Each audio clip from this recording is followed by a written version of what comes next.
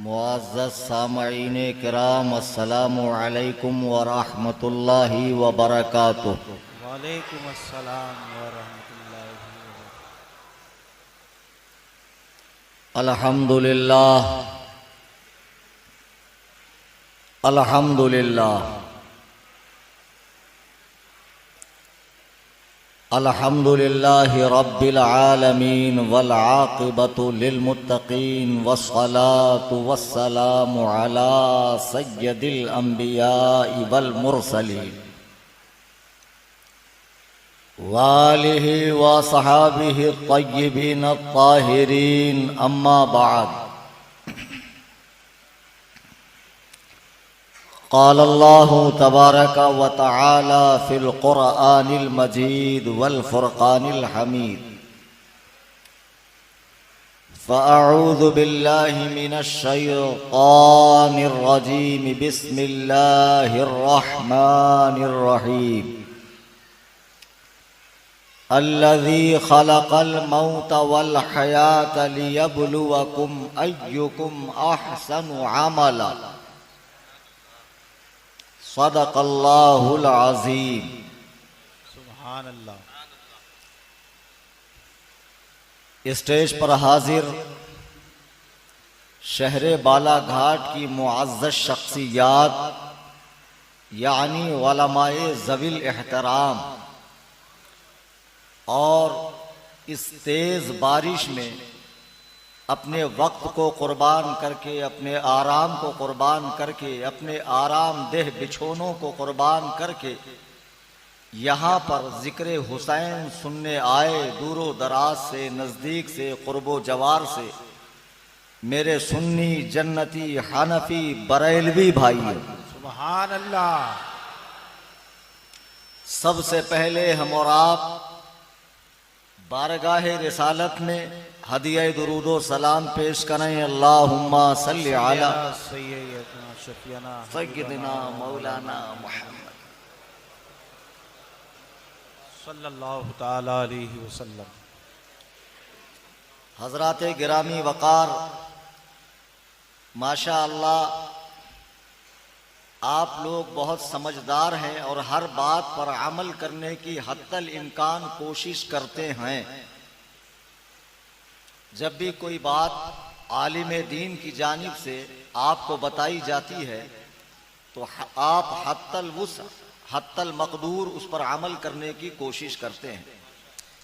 एक गुजारिश मैं ये करूँगा कि बाहर बारिश बहुत ज़्यादा सख्त है और उम्र दराज लोग भी आ रहे हैं, बच्चे भी उनमें हैं, तो ये जो खाली जगह है इसको ज़रा आगे बढ़कर पुर कर लें आप लोग, ताकि पीछे वाले भाइयों के लिए गुंजाइश बनी रहे। हाँ, इसी तरीके से जल्दी जल्दी आगे आप तशरीफ़ लाएं और ये बीच बीच में जो है आप स्टेडियम ना बनाएं, यहाँ किसी को क्रिकेट वगैरह नहीं खेलना है। हाँ माशाअल्लाह, बहुत अच्छे। अब जो लोग जगह होते हुए भी खामखा वहाँ पर बैठे हुए हैं, बिराजमान है, उनसे गुजारिश है अगर कमर में दर्द ना हो आपके और बुढ़ापा गालिब ना आया हो, जवान बच्चे ही हैं, आगे आकर बैठ जाए। और जो कुर्सी वाले हैं वो किसी कीमत में आज कुर्सी छोड़ेंगे नहीं, माशाअल्लाह। नहीं, बिना शोर किए हुए, ये काम बिना शोर किए हुए भी हो सकता है। आप तशरीफ लाए हैं, मुझे पता है, पूरे मोहल्ले को बताने की जरूरत नहीं है, माशाअल्लाह। हाँ, वो जगह जरा सा खाली कर दीजिए ताकि पीछे से आने वालों के लिए बैठने में आसानी हो जाए। मैं वहां तक देख सकता हूँ आराम से, जवान बच्चे बैठे हुए हैं, कोई जरूरत नहीं है। हाँ, जो बूढ़े हैं, माजूर हैं, कमजोर हैं, कमर वगैरह में दर्द है, वो बैठे रहें, कोई मुजायका नहीं है। हाँ माशाअल्लाह, इसी दिल जमई के साथ आप बैठे रहें और आज आज़्म मुसम्मम कर लें आप कि यहाँ से कुछ लेकर जाएंगे इंशाअल्लाह। चूँकि अब ये आखिरी मुलाकात है इस सफ़र की। अब खुदा जाने आपके शहर में मेरा आबो दाना है या नहीं, दोबारा सफ़र होगा या नहीं। अभी तो जज्बा है और जज्बात में इंसान बहुत कुछ बोल जाता है, लेकिन साल आते आते जज्बे ठंडे पड़ जाते हैं। मैंने आपसे ज़्यादा दुनिया देखी और इन सारी चीज़ों का मुझे बहुत तजर्बा है।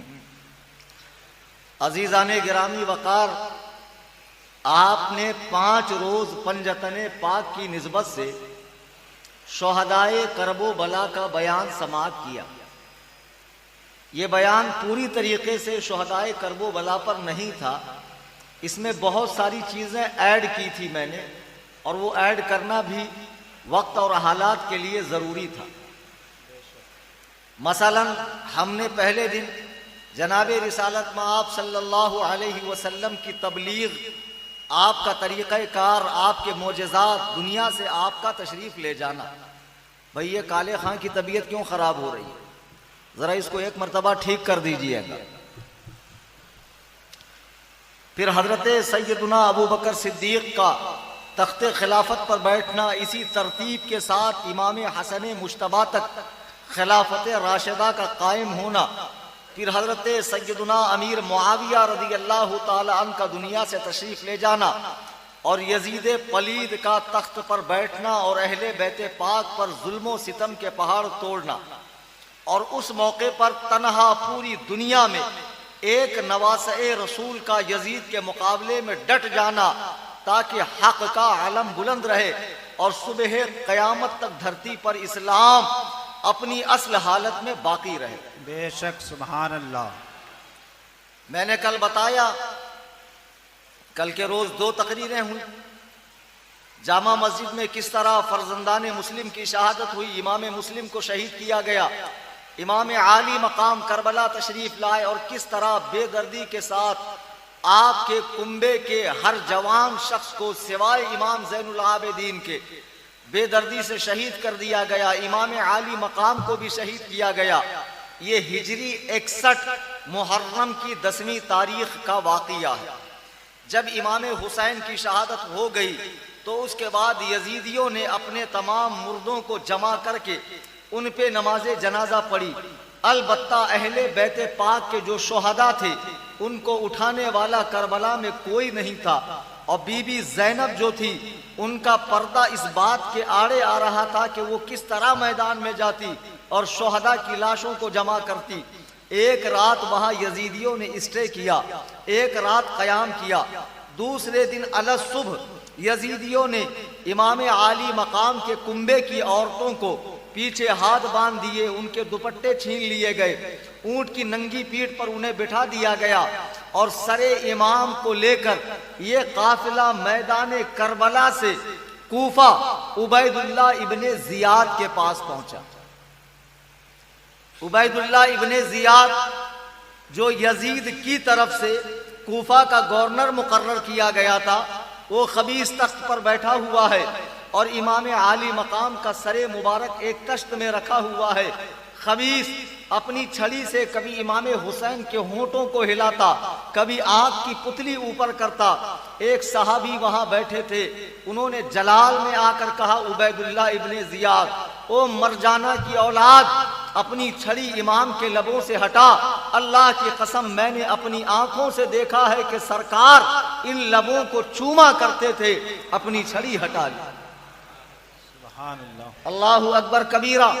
अब जब ये काफिला करबला से कूफा आया, आप क्या समझते हैं पूरी शांति के साथ आया, पूरे अमन के साथ आया?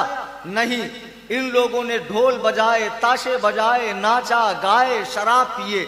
आज इस किस्म का कुछ मंजर आपने अपने गांव में भी देखा होगा। आज भी यजीद के कुछ वारिसीन हैं जो दावा तो मोहब्बत हुसैन का करते हैं, लेकिन उनका अमल सरासर यजीद के मुताबिक है। मेरे बुजुर्गों, दोस्तों, यजीदी भी तो कुरान और हदीस पे चलने का दावा करते थे। यजीद के मानने वाले भी तो रसूलुल्लाह पर दुरूद सलाम पढ़ा करते थे। यजीद के मानने वाले भी तो मुसलमान थे।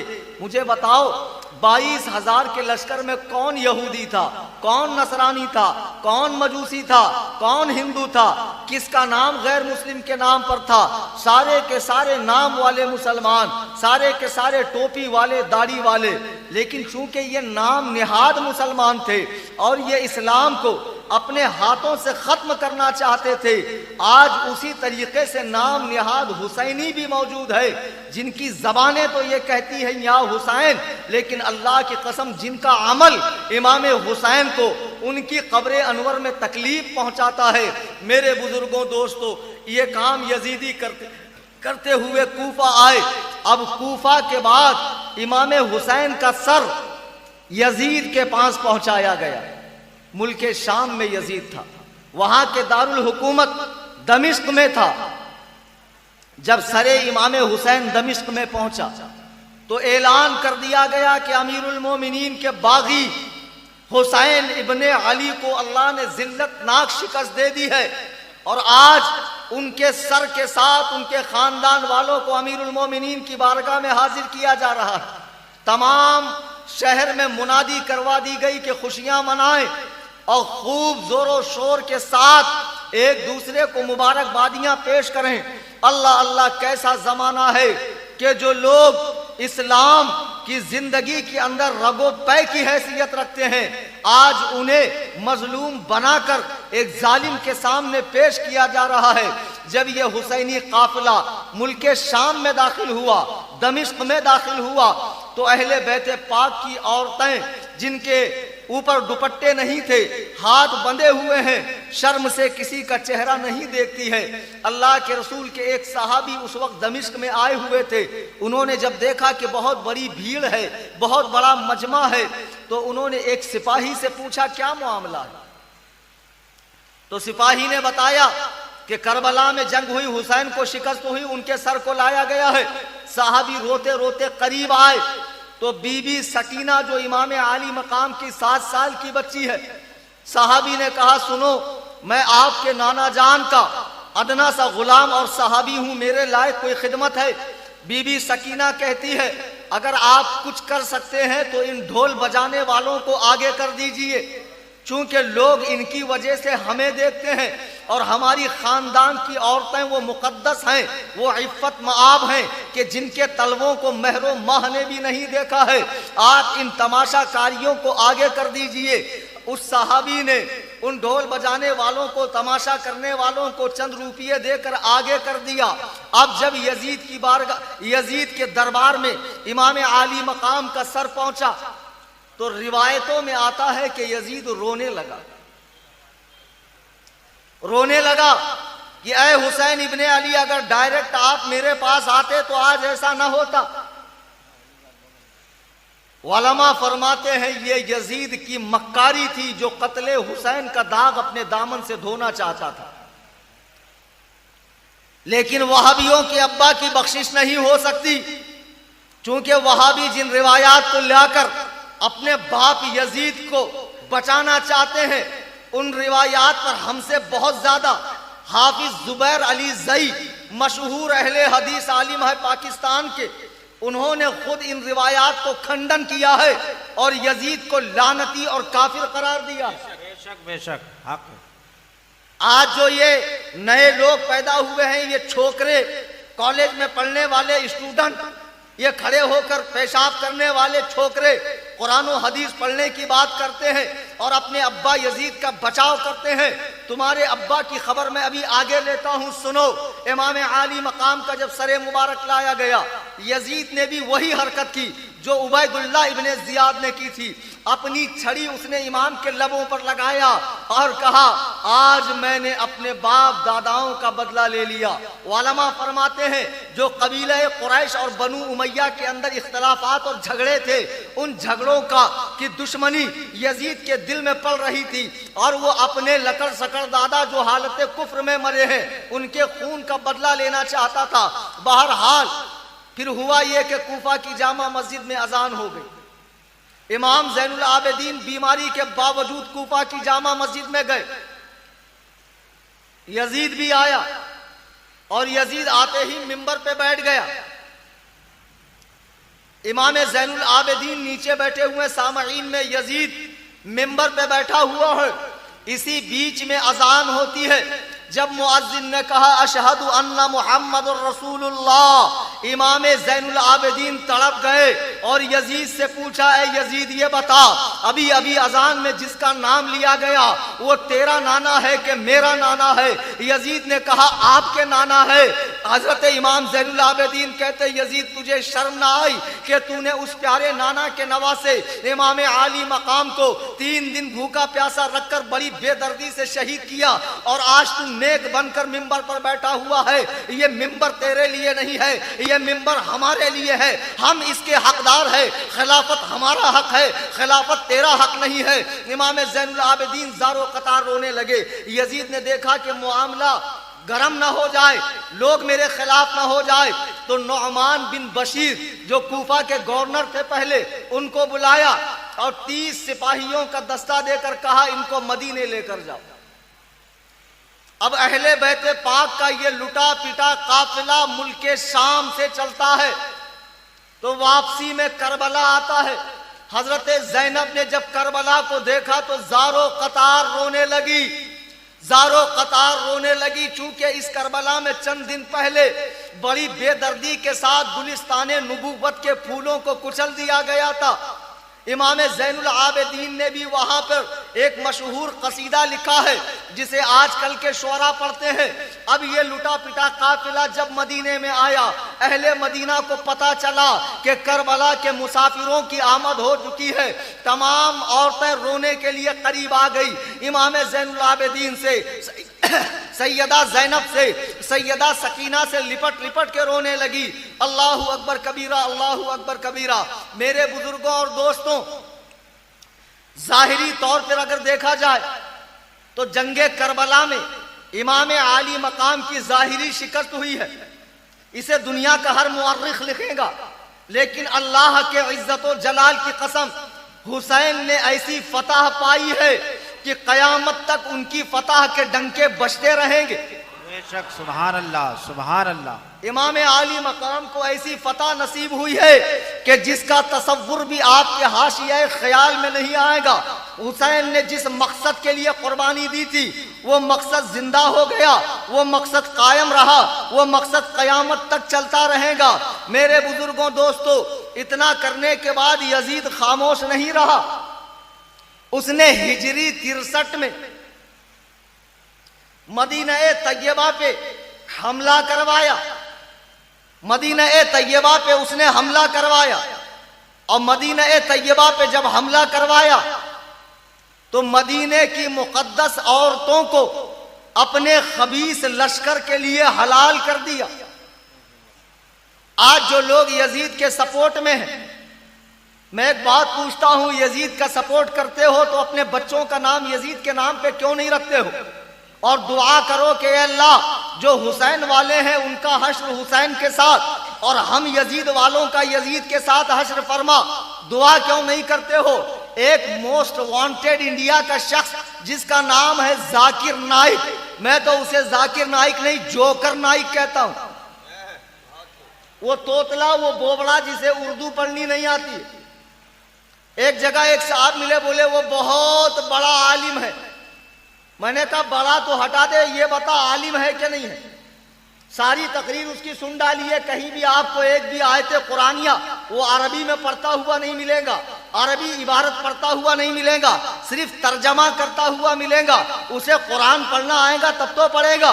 उसे तो बाइबल आती है, गीता आती है, रामायण आती है, उसे कुरान पढ़ना नहीं आता है। वो खबीस कहता करबला सियासत की जंग थी। इमाम हुसैन का मकसद हुकूमत पाना था और इमाम हुसैन ने हुकूमत के लिए इतना बड़ा ढोंग रचा था। माज़ अल्लाह रब्बिल आलमीन, इस खबीस पर और इसकी नस्लों पे लानत। इससे कहो अल्लामा इब्ने कसीर रहिमहुल्लाह बहुत सिकाह आलिम है, बहुत बड़े आलिम है। और ये किसके शागिर्द है मालूम है? हाफिज अबुल अब्बास इब्ने तैमिया हम्बली हर्रानी, उसके ये शागिर्द है। और इब्ने तैमिया वो शख्स है जो वहाबियों का शेखुल इस्लाम है,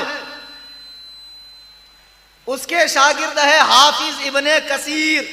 उन्होंने एक किताब लिखी है अल बिदाया वन निहाया, उसमें ये सारे वाक़ियात लिखे हैं कि यजीद पलीद ने मदीना मुनव्वरा पे हमला किया।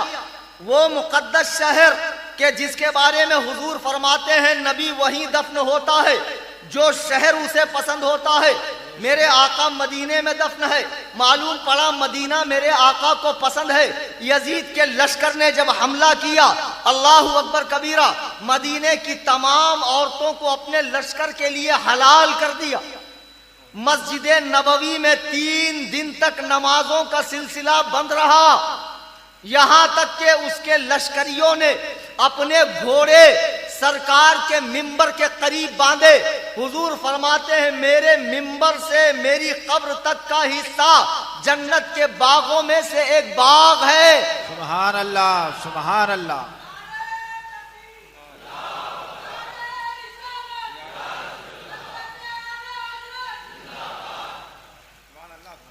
अजीजाने गिरामी वकार, मिंबर अतहर के पास उसने घोड़े बंधवाए। उन घोड़ों ने वहां पेशाब भी किया, पाखाना भी किया, गंदगी भी की। एक सहाबी जो हदीस में बहुत सिका है, असबत है, औसक है, जिनका नाम है सईद ताबई, सईद बिन मुसय्यब रहिमहुल्लाह, मस्जिद नबवी बंद कर दी गई। वो पागल बनकर घूमते थे तो लोग उन्हें पागल समझ के छोड़ दिया लोगों ने। फिर वो मस्जिद नबवी में आकर नमाज पढ़ते। मुझे बताओ, जो यजीद पैदा होते ही जन्नती है, बख्शा बख्शाया है, जिसके दामन पे कत्ले हुसैन का दाग नहीं है, वो इतना बाकमाल है कि रसूलुल्लाह के शहर पे हमला करवा रहा है, वहां की पाक दामन औरतों को अपने खबीस लश्कर के लिए हलाल कर रहा है, मस्जिद नबवी की बेहुरमती कर रहा है। वो मदीना जिसके बारे में नबी फरमाते हैं गुबारुल मदीनती शफाउल जुजाम, मदीने की मिट्टी जुजाम के लिए शफा है, शिफा है। अल्लाह के नबी फरमाते हैं कि मदीने से बुग़्ज़ रखने वाला ऐसे घुलता है जैसे नमक पानी में घुलता है। बेशक बेशक। यजीद ने इतना बड़ा कारनामा किया, और यही नहीं कि मदीना तैयबा पे हमला करवाया। इस्लाम के 2 अजीमुश्शान मराकिज हैं, एक मक्कतुल मुकर्रमा ज़ादल्लाहु शरफ़न व ताज़ीमा, और एक मदीना तैयबा। मदीना तैयबा पे हमले के बाद यजीद का लश्कर मक्के की तरफ रवाना हुआ, और जब मक्कतुल मुकर्रमा पहुंचा तो जबले अबू कुबैस, जो हुज्जाज जाते हैं आज वहां पर, वहां के बादशाह का महल बना हुआ है उस पहाड़ पर, वहां से मक्कतुल मुकर्रमा में दाखिल हुए और खाने काबा पर हमला किया। आग के गोले फेंके जिससे काबतुल्लाह का गिलाफ जल गया, उसकी दीवारें हिल गई, और काबतुल्लाह में जो तबर्रुक के तौर पे हजरत इस्माइल के मेंढे की सींग रखी हुई थी वो भी जल गई। अहले मक्का पे अरसे हयात को तंग कर दिया गया, अहले मक्का की आमदो रफ्त को बंद कर दिया गया। यह है तुम्हारा बाप यजीद, जिसने 2 महीने तक मक्कतुल मुकर्रमा का मुहासरा किया और अहले मक्का को खूब तकलीफें दी। इसी हालत में हिजरी 64 में 39 इयर्स की एज में, 39 साल की उम्र में यजीद मर गया। और ऐसी हालत में मरा यजीद कि सुभान अल्लाह। जरा वहाबियों को बताओ आपके अब्बा की मौत कैसे हुई, नेक लोग कैसे मरते हैं, और यजीद का मरना देखो। अरे तुम हुसैन की मौत की बात करते हो, हुसैन तो इतने ऊंचे मकाम पर है कि देखने वालों की टोपियां गिरती है। अभी 1 साल पहले अल्लाह का एक वली असर की नमाज पढ़ चुका है, दुआए हिज़्बुल बहर पढ़ चुका है, लेटा हुआ है और पूछता है नमाज मगरिब को कितना वक्त है।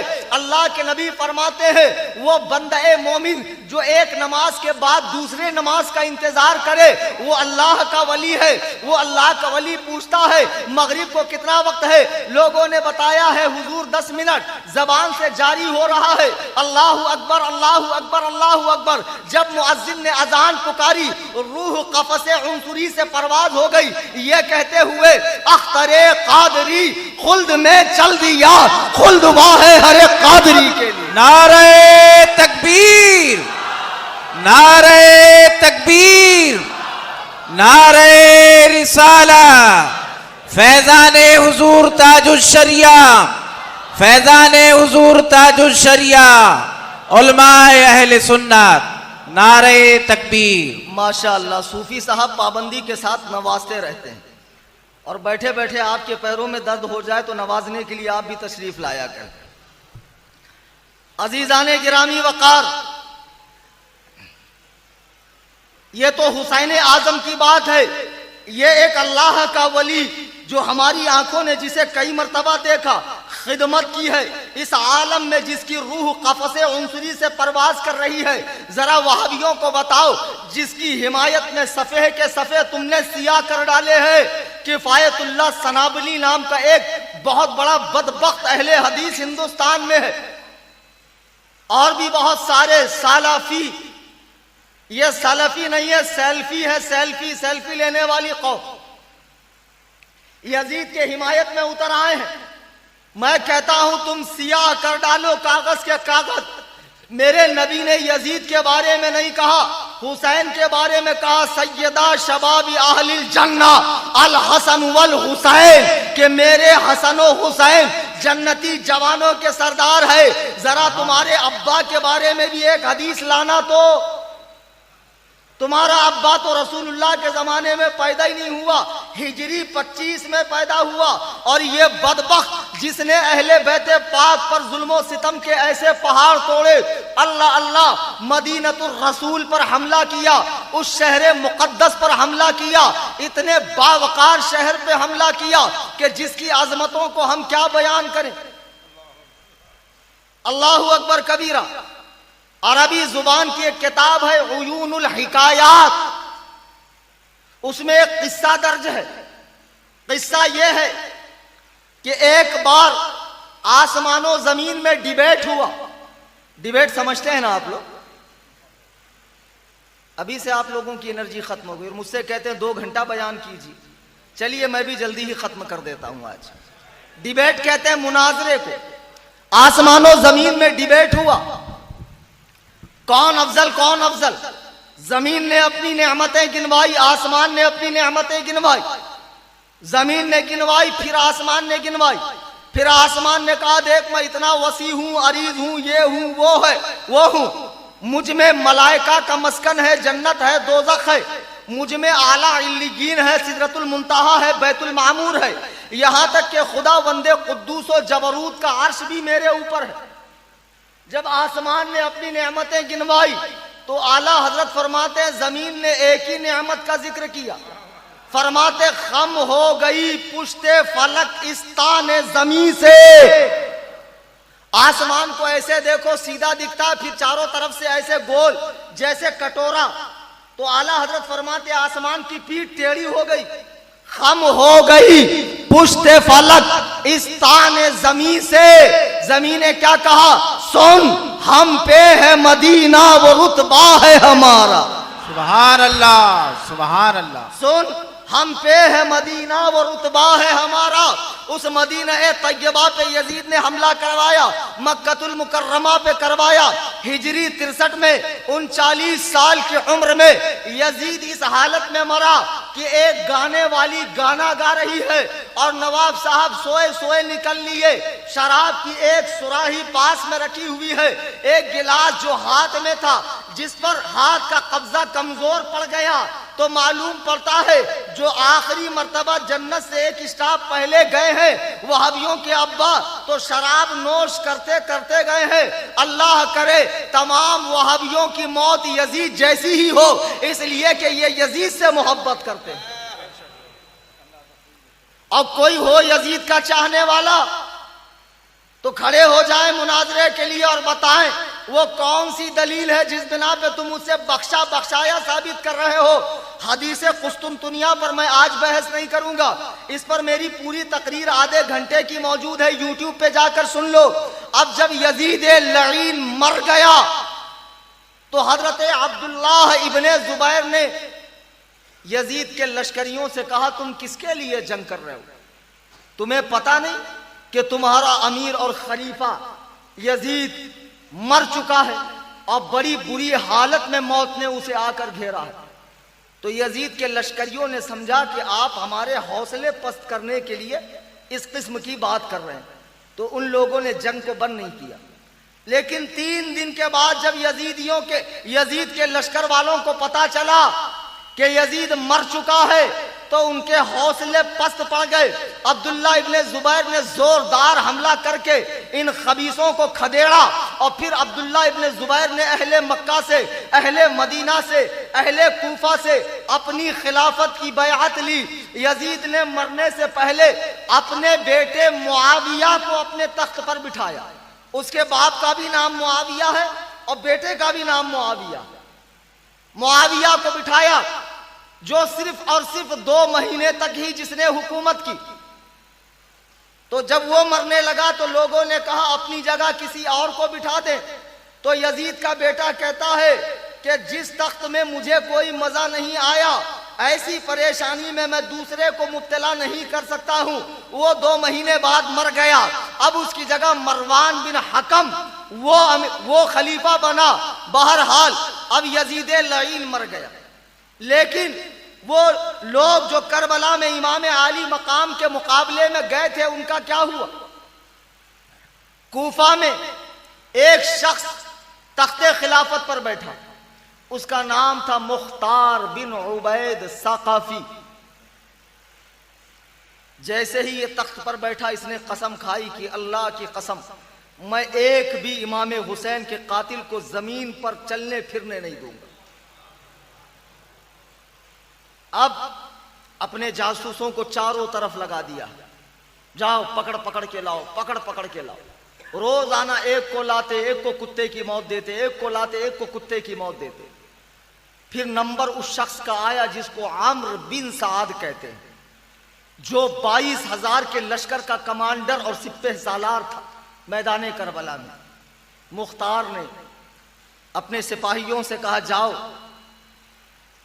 साद बिन अबी उसको अम्र बिन साद को लेकर आओ। जब उसके घर पर गए तो उसने बहाना कर दिया उसके बेटे ने कि नहीं, मेरे अब्बा खलवत नशीन हो गए, सिवाय जिक्र व अस्कार के वो कहीं बाहर नहीं निकलते। जब मुख्तार को पता चला तो मुख्तार ने कहा खबीस उस वक्त खलवत नशीन क्यों ना हुआ जब नवासे रसूल को कत्ल करने वाला था, उस वक्त खलवत नशीन होना चाहिए। मुख्तार ने अपने आदमियों को भेजा, जाओ उसकी गर्दन काट के लाओ। तो इत्तेफाक से मुख्तार के दरबार में उसका बेटा बैठा हुआ था। मुख्तार के सिपाही गए, उसकी गर्दन काट के एक तोबड़े में रखे कपड़ा ढाक कर लेकर आए। तो मुख्तार ने उसके बेटे से पूछा, पता है तुम्हें इसमें क्या है? उसने कहा नहीं। कहा कपड़ा हटा के देखो। उसके बेटे ने कपड़ा हटाया तो उसके बाप का सर था। रोने लगा, कहा ये तो मेरे बाप का सर है। तो मुख्तार ने कहा अब क्या कहते हो? उसने कहा बाप के बाद मुझे दुनिया में रहना मंजूर नहीं है। तो मुख्तार ने कहा जरूर तुझे भी इसके पास पहुंचाता हूं। यह कहकर उसे भी कत्ल करवा दिया। और मुख्तार ने कहा सुनो, हुसैन का बदला बाप का सर, अली अकबर का बदला बेटे का सर। अल्लाह की कसम, अगर मैं कुरैश के 70,000 आदमियों को काट दूं तब भी वो हुसैन की उंगली के बराबर नहीं हो सकते। बेशक बेशक। लेकिन आज अजीब लोग हैं, अंग्रेज की पैदावार, अकल के अंधे, शक्ल के गंदे, देव के बंदे, माथे पर शामी कबाब लगाकर नबी से मुकाबला कर रहे हैं। यहां तो मुख्तार कह रहा है अगर मैं कुरैश के 70,000 लोगों को काट दूं तब भी वो हुसैन की उंगली के बराबर नहीं हो सकते हैं। इसके बाद मुख्तार ने एक एक करके सारे कातिलाने हुसैन को पकड़ना और मारना शुरू किया। अब बचा उबैदुल्लाह इब्ने जियाद। ये वो शख्स था जो कूफा का गवर्नर था और इसी की निगरानी में जंगे करबला हुई थी। मुख्तार ने इससे लड़ने के लिए 30,000 का लश्कर भेजा। अब वही मुहर्रम की हिजरी 67 मुहर्रम की 10 तारीख और वही नहरे फुरात उबैदुल्लाह इब्ने जियाद और मुख्तार सकफी का लश्कर आमने सामने। तारीख अपने आप को दोहरा रही है। बड़ी जोरदार जंग हुई, ऐसी जंग हुई जिसमें सरों की बारिश, हाथ और पैर कट कट के नीचे गिर रहे थे और बड़ी बेदर्दी के साथ उबैदुल्लाह इब्ने जियाद के लश्कर को शिकस्त नसीब हुई। अल्लाहु अकबर कबीरा, अल्लाहु अकबर कबीरा। उबैदुल्लाह इब्ने जियाद पकड़ा गया और मुहर्रम की 10 तारीख है। हिजरी 67 है, 61 में इसी नहरे फुरात के करीब इमाम आली मकाम को बेदर्दी के साथ शहीद किया गया था। आज तारीख अपने आप को दोहरा रही है। ऐ लोगों, जुल्म न करना, ऐ लोगों, किसी का माल ना हड़पना, किसी का दिल न दुखाना। मौका सबका आता है, बारिश सबकी आती है, चांद सबको मिलता है। अगर तुम्हें अल्लाह ने काबिल बनाया है तो गरीबों की मदद करो, गरीबों पे जुल्म न करना। अल्लाह ने तुम्हें अगर पॉलिटिक्स का पावर दिया है, अपने मुस्लिम समाज का भला करो, किसी गरीब को दुखाओ मत, किसी को दबाओ मत, किसी का माल हड़पो मत। याद रखो, दुनिया में भी जिल्लत मिलती है, आखिरत में भी जिल्लत। जिनके पास पैसा और पावर है वो इस नशे में न रहे कि दुनिया में हमेशा रहना है। अरे दुनिया में हमेशा रहा है कौन? अजल ही ने छोड़ा न किसरा न दारा, इसी से सिकंदर सा फातेह भी हारा। इसी मौत से अलेक्जेंडर जैसा फातेह जिसने आधी दुनिया फतेह की थी, जो यूनान से निकला था, उसे भी मौत के जालिम पंजों ने नहीं छोड़ा है। मौत को आसानी से न लीजिए, मरना हर एक को है।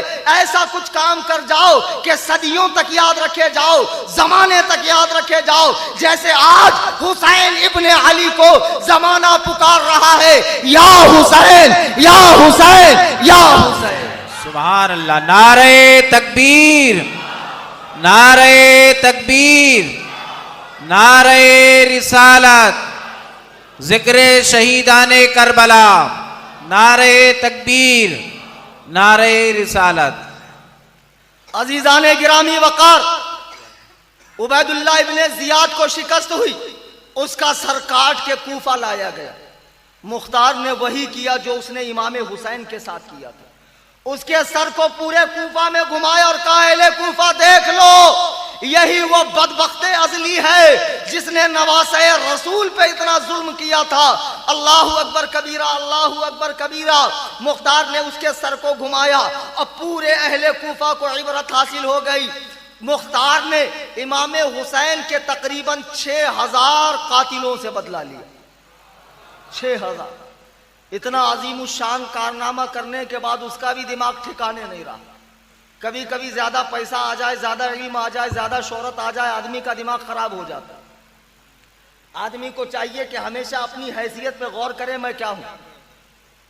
4 पैसा आने के बाद आदमी का दिमाग ठिकाने नहीं रहता, हवा में परवाज करने लगता है, लोगों को कीड़े मकोड़े समझता। ये हर एक की बात है, मुख्तार ही की बात क्या, तुम में भी ऐसे बहुत होंगे जिनके पास 4 पैसे हैं तो गरीबों को खातिर में नहीं लाते।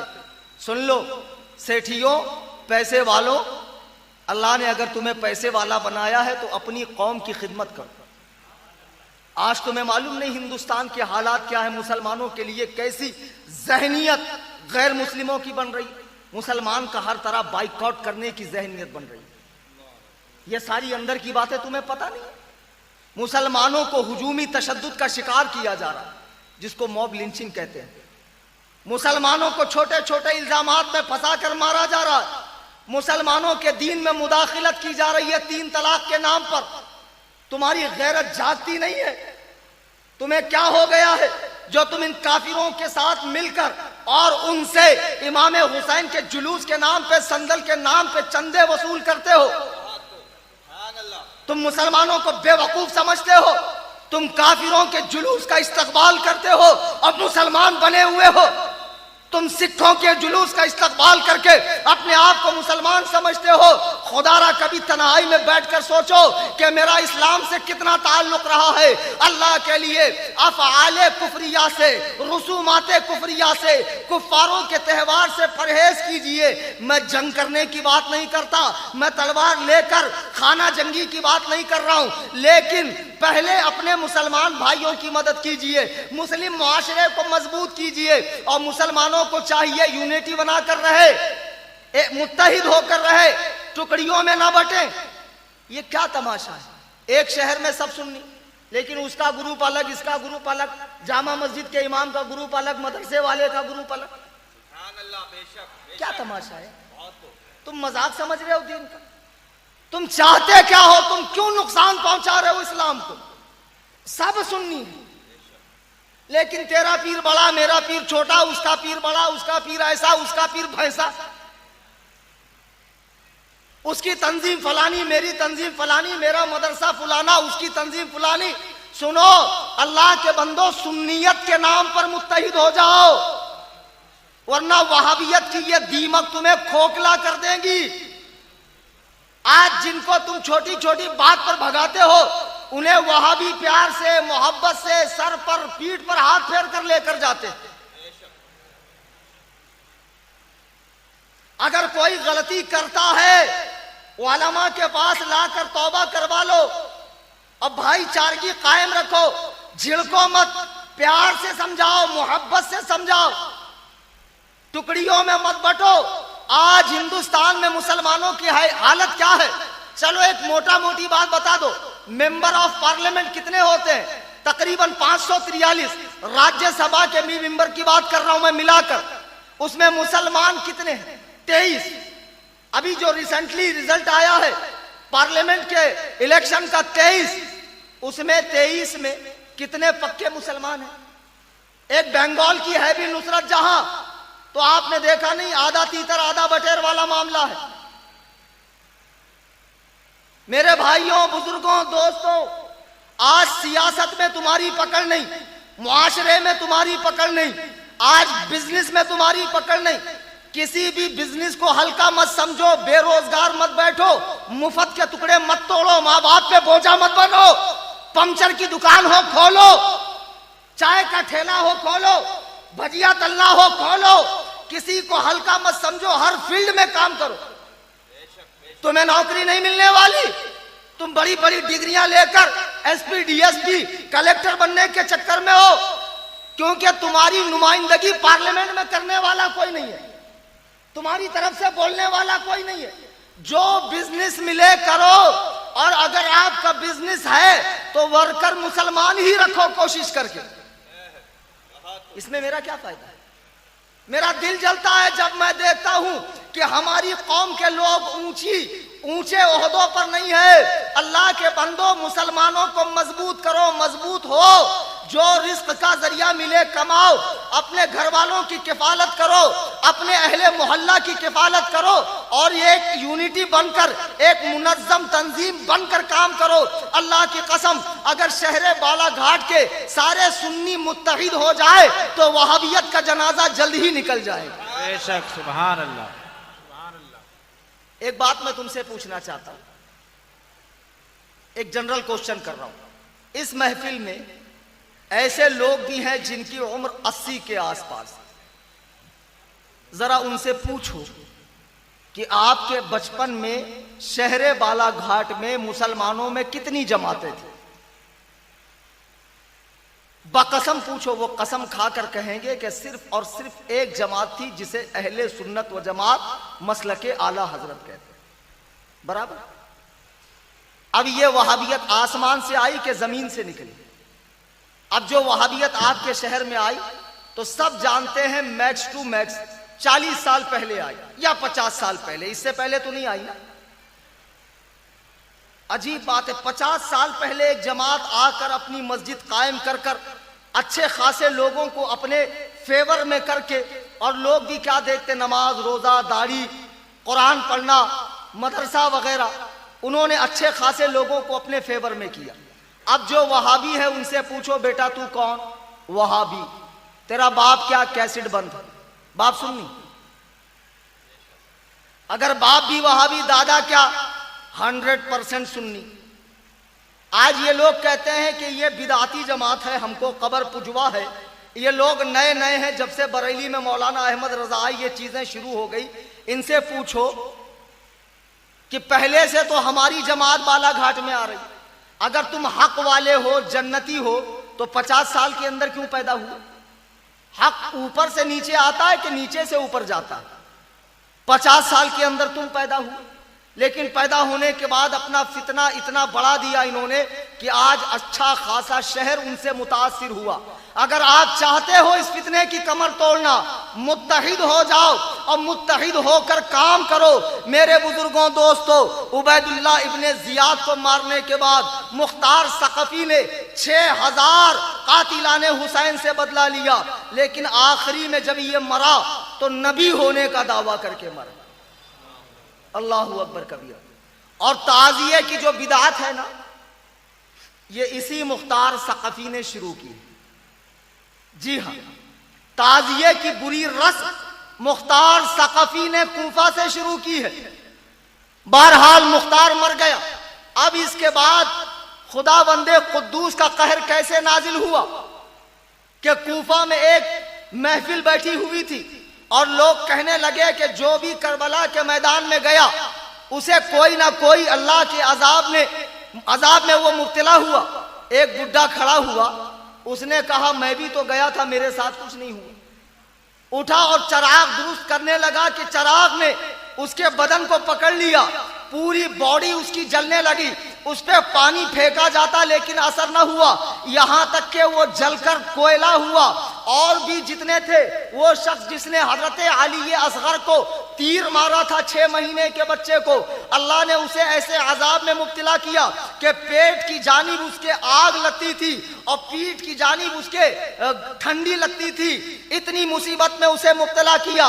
उसे पानी पिलाया जाता 6-6 मटके, तब भी उसकी आग न बुझती थी। यहां तक कि उसका पेट फट गया और वो मर गया।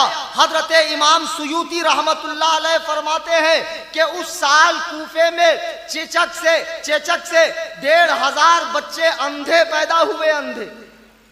हजरत इब्ने अब्बास की रिवायत है तबरानी में कि अल्लाह ने हुजूर को वही नाजिल फरमाई। क्या वही नाजिल फरमाई कि हजरत जकरिया जो मेरे नबी थे, उनको कत्ल करने के बदले मैंने 70,000 लोगों से इंतकाम लिया, बदला लिया। और ऐ नबी, तेरे नवासे के बदले मैं 70 के डबल यानी 1,40,000 लोगों से बदला लूंगा। अब लोग कहेंगे मौलाना लश्कर तो 22,000 का था, फिर 1,40,000 से अल्लाह ने बदला क्यों लिया? किसी का मुंह सुअर जैसा हो गया, कोई जल गया, अजीब अजीब बीमारियों में मुब्तला हो गए, कोई आंखों का अंधा हो गया। 1,40,000 से बदला क्यों?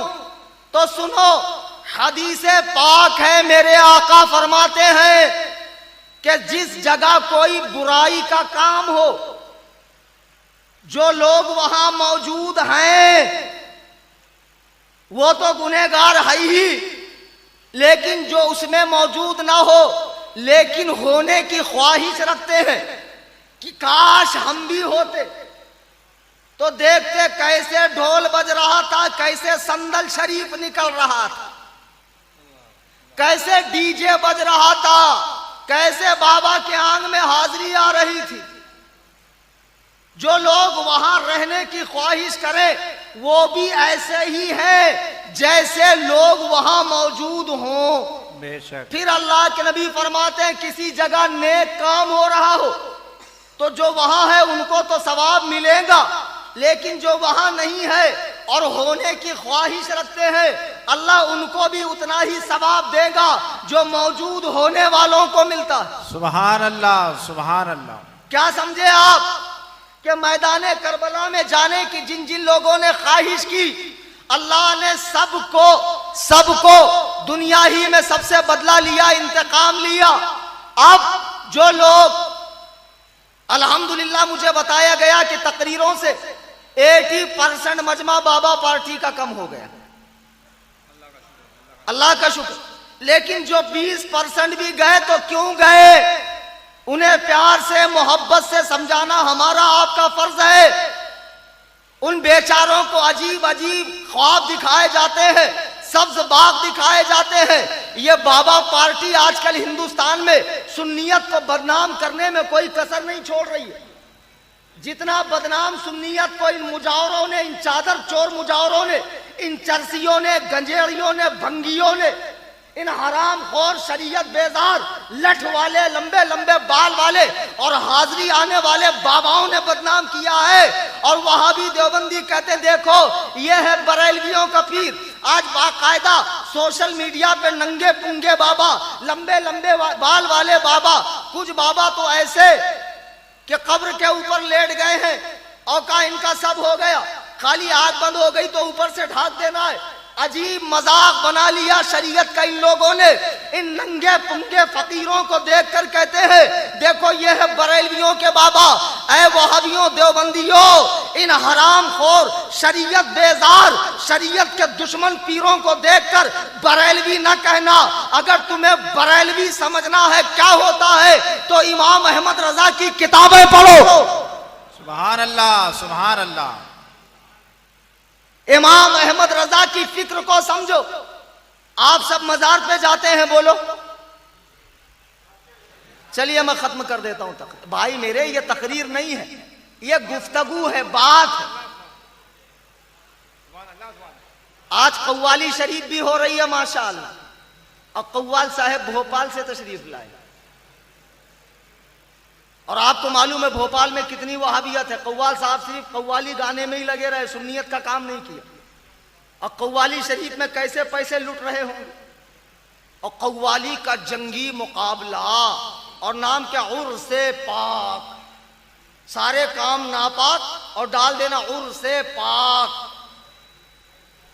पहले यह समझो, जिस तरह वहाबी देवबंदियों का मैं रद्द करता हूं, अगर हमारा गलती करे तो मैं रद्द करूंगा, बेशक, और करना चाहिए, हर आलिम को करना चाहिए।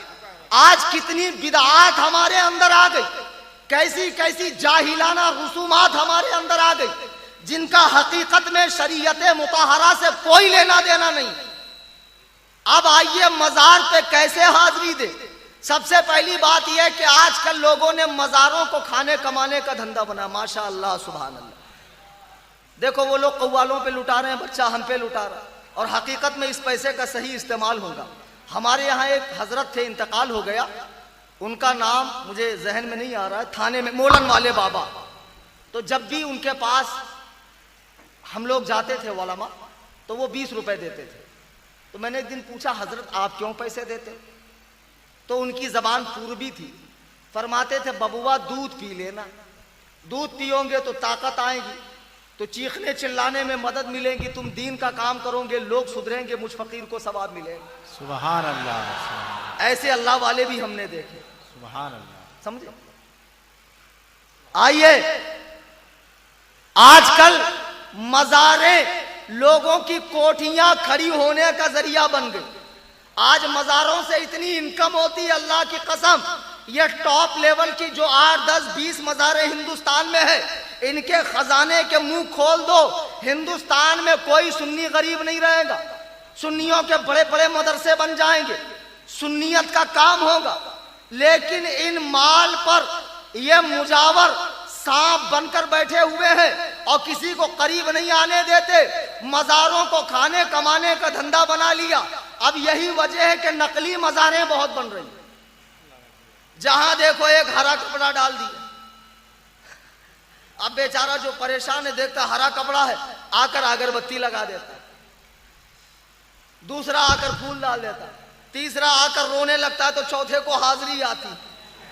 माशाअल्लाह, माशाअल्लाह। चालू फिर क्या, मस्त एक नंबर धंधा, पैर गंदा ना हाथ गंदा, एक नंबर धंधा। और फिर वहां कोई ना कोई सरकार बैठ जाती है, लुटिया सरकार, चुटिया सरकार, उड़िया सरकार, गुड़िया सरकार, करामती पीर, पहुंचेले पीर, चमकता पीर। पीर लोग भी कम बदमाश नहीं है, बहुत बदमाश है पीर पार्टी। हाँ, ये बदमाश पीरों की बात कर रहा हूं मैं, जो शरीयत के खिलाफ है, जो उलमा के खिलाफ बोलते हैं। हाँ, एक से एक बदमाश पीर। एक बहुत बड़े पीर साहब थे, बहुत होशियार थे। तो उन्होंने क्या किया था, 10-20 गांव को मुरीद कर लिया, और मुरीद भी गुंडों को, चरसियों को, ब्याज खाने वालों को, तगड़ी पार्टी को, छोटी पार्टी को। छोटी पार्टी को तो जियारत ही नहीं होती, सिर्फ बड़ी पार्टी। और ये जो रईस लोग होते हैं, बेचारों के पास टाइम कहाँ होता, वो आलिम के पास आके हुजरे में मसला पूछने का। इनको तो कोई ऐसा तावीज दे दे कि एक ही रात में 20 माले की बिल्डिंग खड़ी हो जाए। पीर साहब ने 10-20 गांव मुरीद किए। तो पीर साहब थे बहुत माइंडेड। एक गांव का सदर एक गंजेड़ी को बना दिया, गुंडे को। खबरदार, इमाम साहब खिलाफ बोल नहीं सकते वरना गुंडा इमाम पे हमला कर देगा। अब बेचारा यूपी बिहार से इमामत करने आया, 5-6 हज़ार रुपए की, उसकी क्या मजाल कि पीर साहब के खिलाफ बोल दे। पीर साहब ने गुंडे जो ऐसे पाल रखे, उसको सदर बना दिया। गांव का पूरा ज़कात, सदका, खैरात, नजराने और जितना भी है सब के सब वसूल के खानका शरीफ में भेजा कर। और पीर साहब अपनी 7 पुश्तों के खाने का इंतजाम कर रहे हैं। पीर लोग को कम मत समझना, बहुत चाप्टर होते हैं पीर लोग। अब इसी तरह पीर साहब साल में एक बार एक गांव में जाते। तो जब एक गांव में गए तो पूरा गांव खुश, हजरत तशरीफ ला रहे हैं, हजरत तशरीफ ला रहे हैं। पूरा लीपा पोती और गांव के अंदर सजावट। हजरत तशरीफ लाए, माशा अल्लाह क्या खूबसूरत चेहरा, क्या लाल दाढ़ी, जुल्फें यहां तक, माशा हाँ, बड़ा पगड़ा, 80 हाथ का अमामा शरीफ, जिसमें पूरे मदरसे के बच्चों की दस्तारबंदी हो जाएगी, आसा शरीफ, और ये मोटे मोटे नग वाली अंगूठी शरीफ है, बड़ी बड़ी तस्बीह, और इतने खूबसूरत दिख रहे हैं कि मालूम पड़ता है पीर साहब कम है, दुल्हन ज्यादा है। मुंह से पान खा खा के चोंच लाल पीर साहब के। अब फरमाते भी कम थे, बोलते भी कम थे, आता नहीं था ज्यादा बोलना, और जो बोल देंगे वही हक, वही सही। हजरत ने फरमा दिया, बात खत्म। हजरत ने फरमा दिया, माशाअल्लाह माशाअल्लाह। जरा देखो तो हजरत का फरमाया हुआ लोहे महफूज पे लिखा हुआ। अब हजरत जब तशरीफ लाए, ये गिर गिर पड़ रहे हैं, ये मरमर पड़ रहे हैं, ये दम करवाने के लिए बॉटल आगे लेकर जा रहे हैं। आज मैं 5 दिन से बयान कर रहा हूं, अगर तुम चाहते तो मैं 1.5 घंटे तक अल्लाह रसूल का, औलिया अल्लाह का नाम लेता हूं, कुरान पढ़ता हूं, हदीस पढ़ता हूं, मुझसे दम करवा लो, अल्लाह की कसम, अल्लाह कई अमराज में तुम्हें शिफा अता फरमाए। लेकिन तुम लाकर बॉटल रखे नहीं, तुमको तो ऐसी ताबीज चाहिए जो तुम्हारा बेड़ा पार कर दे। अब पीर साहब गांव में गए मस्ती के साथ। जो खलीफा साहब थे दाढ़ी कट्टे, उनसे कलेक्शन पूछा, कितना कलेक्शन हुआ। उसने भी कलेक्शन अकीदत के साथ हजरत की झोली में डाल दिया। हजरत की जो जंबील है वो उम्रो अय्यार की जंबील है, कभी भरती नहीं है। एक मुरीद के यहाँ ठहरे। अब जो भी सामने आता खाने के लिए पीर साहब गटक, अच्छा अच्छा मीठा है, सुन्नत है गटक, अच्छा अच्छा हलवा है, सुन्नत है गटक, अच्छा कद्दू शरीफ, सुन्नत है गटक। सारी खाने की सुन्नतें पीर साहब को याद। अब इतने में मुरीद का बच्चा आया। तो पीर साहब ने कहा, बेटा इसका नाम क्या है? कहा, हुजूर इसका नाम फर्ज है। बोले, ये कैसा नाम है? तो उसने कहा, हुजूर मैं देखता हूं जो चीज सुन्नत होती है वो आपके पेट शरीफ में चली जाती है। असल में इसका नाम है सुन्नत, लेकिन डर के मारे मैंने बता दिया फर्ज,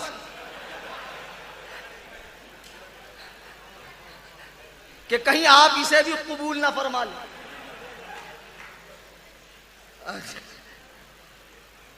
अब ढेर सारा खाने के बाद, अब जो दिन भर औरत पका रही है, आलिम को नहीं ठहराएंगे घर में, है ना?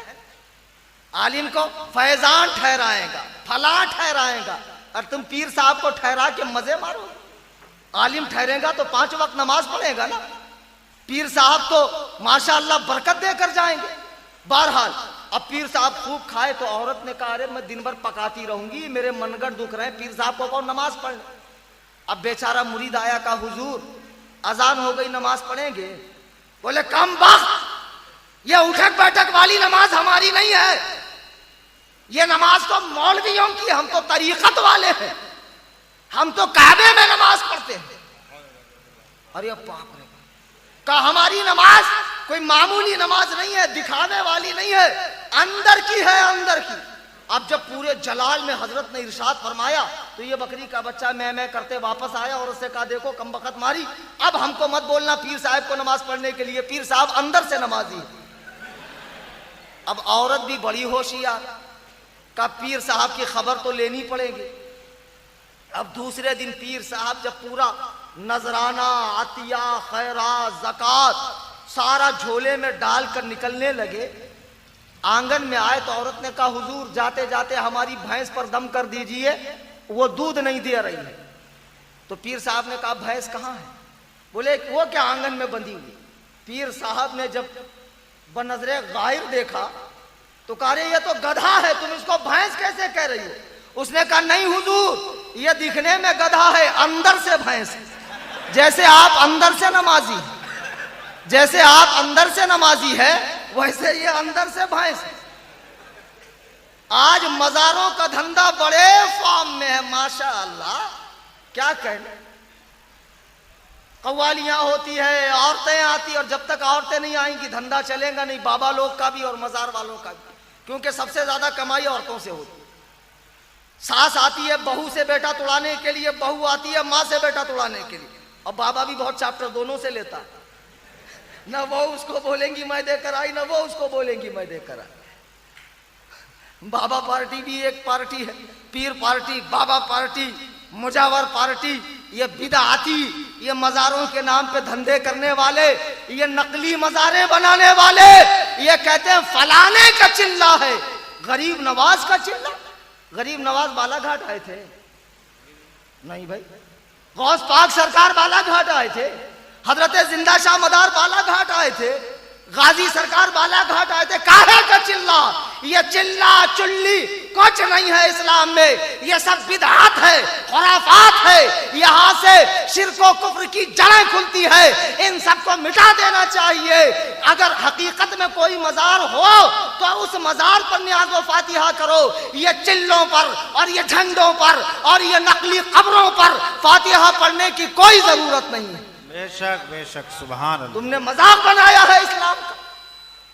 पहले ही क्या कम मजारे हैं जो तुम नकली नकली मजारे बना रहे हो। अब जो असली मजार है भी, देखो बहुत से लोगों के दिल टूट गए होंगे और जाने के बाद कहेंगे ये तो बहुत गलत कर दिया आखिरी में मुफ्ती साहब, मैं तुम्हारी मर्जी से नहीं चलूंगा। समझ में आई बात? मैं अल्लाह रसूल के कानून का पाबंद हूँ, मदरसे में मुझे सिखाया गया है जो कुरान और सुन्नत में हो वही बोलना है, तुम्हारी मर्जी नहीं बोलूंगा मैं। आई समझ में बात? मजार पर भी कैसे जाएं? एक पार्टी है मजार जाने से रोकती है, कब्र पर वहाबी। हम कहते हैं मजारात पर जाओ, फर्ज वाजिब नहीं है, जाना चाहो तो जाओ। फर्ज वाजिब मत समझ लेना, फर्ज वाजिब है नमाज पढ़ना। अब मजार पे जाने का तरीका क्या है? आला हजरत इमाम अहले सुन्नत मुजद्दिदे आज़म दीन व मिल्लत इमाम अहमद रजा खान फाजिल बरेलवी रदी अल्लाह ताला अन्हु मजार पे जाने के आदाब बयान करते हैं। किसी भी बुजुर्ग की मजार पे जाओ तो पहले वजू कर लो, और जब अंदर दाखिल हो जाओ तो 4 हाथ दूर खड़े रहो, उनकी पांती की जानिब जहां उनके पैर हैं। खड़े होकर जितना कुरान याद है पढ़ लो। पढ़ने के बाद उनकी रूह को इसाले सवाब करो, बख्शो, और फिर कहो मौला ताला तेरे इस नेक बंदे के सदके मेरा फुला फुला काम कर दे। इंशाअल्लाह ताला अल्लाह ताला उस नेक बंदे के सदके आपका काम कर देगा। सुभान अल्लाह, सुभान अल्लाह। फिर वापस आ जाओ। चूमना मना लिखा है आला हजरत ने, अगर कोई ना हो तो चूम सकते हैं। एक्चुअल में चूमने में ऐसा लगता है कि सामने वाला झुककर सजदा कर रहा है, तो जाहिल लोग सजदे का रिवाज डाल देते हैं। यही सही तरीका है।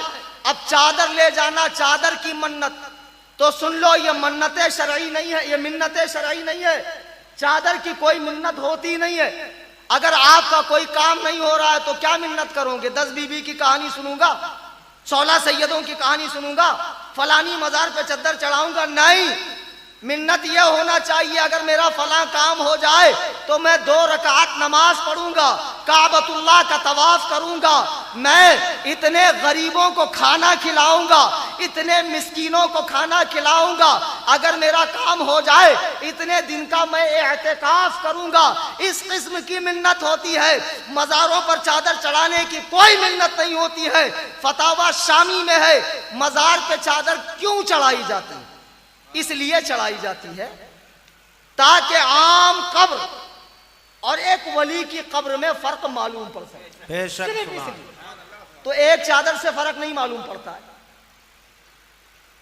एक चादर से फर्क मालूम पड़ता, फिर क्या जरूरत है इतनी चादरों का ढेर लगाना कि हर 2 मिनट में वो चादरें दोबारा दुकान पर पहुंचती है। मेरे बुजुर्गों, दोस्तों, अपने आप को इन चीजों में ज्यादा इन्वॉल्व मत करो। मजारों पर जाओ, औरतों को लेकर न जाएं। मजार के पास अगरबत्ती जलाना हराम, कब्रस्तान में भी जलाना हराम, इसलिए कि वो आग है और आग जहन्नम की चीजों में से है। मेरे बुजुर्गों, दोस्तों, यही सही तरीका है मजार पे हाजिरी। सुभान अल्लाह, बेशक। आला हजरत इमाम अहले सुन्नत फरमाते हैं कि रोज़े अनवर के सामने, सरकार के रोजे के सामने रुकू के बराबर झुकना हराम। अरे जब रसूल हाशमी की बारगाह में रुकू के बराबर झुकना हराम, तो और मज़ारों को सजदा करना कैसे जायज होगा? हरगिज हरगिज मज़ारात का सजदा जायज नहीं है, हराम है, हराम है। मेरे बुजुर्गों, दोस्तों, मज़ारात औलिया पर जाइए, उनके वसीले से दुआ कीजिए, वो अल्लाह के वली हैं, आपका आना भी देखते हैं, आपके लिए खुदा की बारगाह में सिफारिश भी करते हैं, लेकिन वहां कोई खिलाफ शरा काम मत कीजिए। आज मज़ारों का संदल निकाला जा रहा, और वो भी नकली मज़ारों का, ढोल ताशे के साथ, और हमारी माएं बहनें छतों से वो देख रही है। वो क्या समझती है? वो गुनहगार नहीं है।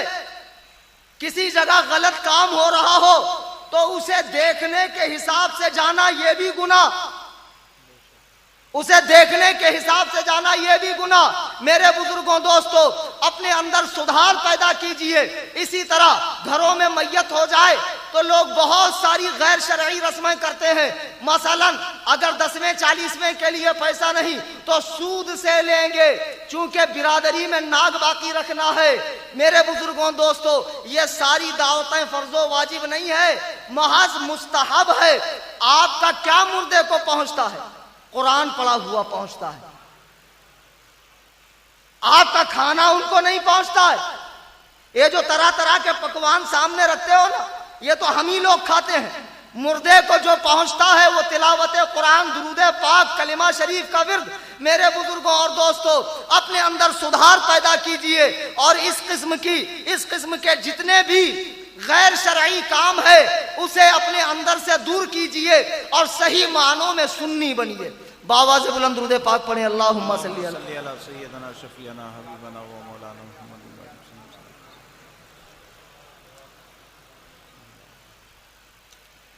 आज जब बिदअतों का रद्द होता है तो लोग हम पे वहाबियत का फतवा लगा देते हैं। मौलाना तो वहाबी हो। सुन्नियत वो नहीं है जिसे तुम समझ रहे हो। सुन्नियत को हमने मदरसे में 18 साल समझा। सुन्नियत को हमने मदरसे में 18 साल समझा है। आपको मालूम होना चाहिए कि इस हिंदुस्तान में आज से चंद साल पहले सुन्नी गालिब अक्सरियत में थे, गालिब। आज हमारी शरह कम होती जा रही है, हम घटते जा रहे हैं। तुम्हें नहीं एहसास? चले जाओ मेवात के इलाके में, दिल्ली के इलाके में, जालंधर में, मेरठ में, सुन्नियों के इलाके साफ हो गए। चले जाओ महाराष्ट्र में, सुन्नियों के इलाके साफ हो गए। क्यों? हम लोग मुस्तहिब कामों में ज्यादा उलझे और जो जरूरी काम थे हमने उसे छोड़ दिया। आज आपके शहर में कोई एक लाइब्रेरी है सुन्नियों की, जहां हर जमात का लिटरेचर हो है। कल अगर कोई देवबंदी डिबेट की बात करे और किताबों की जरूरत हो तो आपके पास है नहीं। आप अपने मुर्दों को अगर सवाब पहुंचाना चाहते हैं तो उनके नाम से किताबें लाइब्रेरी में रखवाइए। लोग जब तक पढ़ेंगे आपके मुर्दे को सवाब मिलता रहे। ये सही काम से हम नहीं रोक रहे हैं आपको।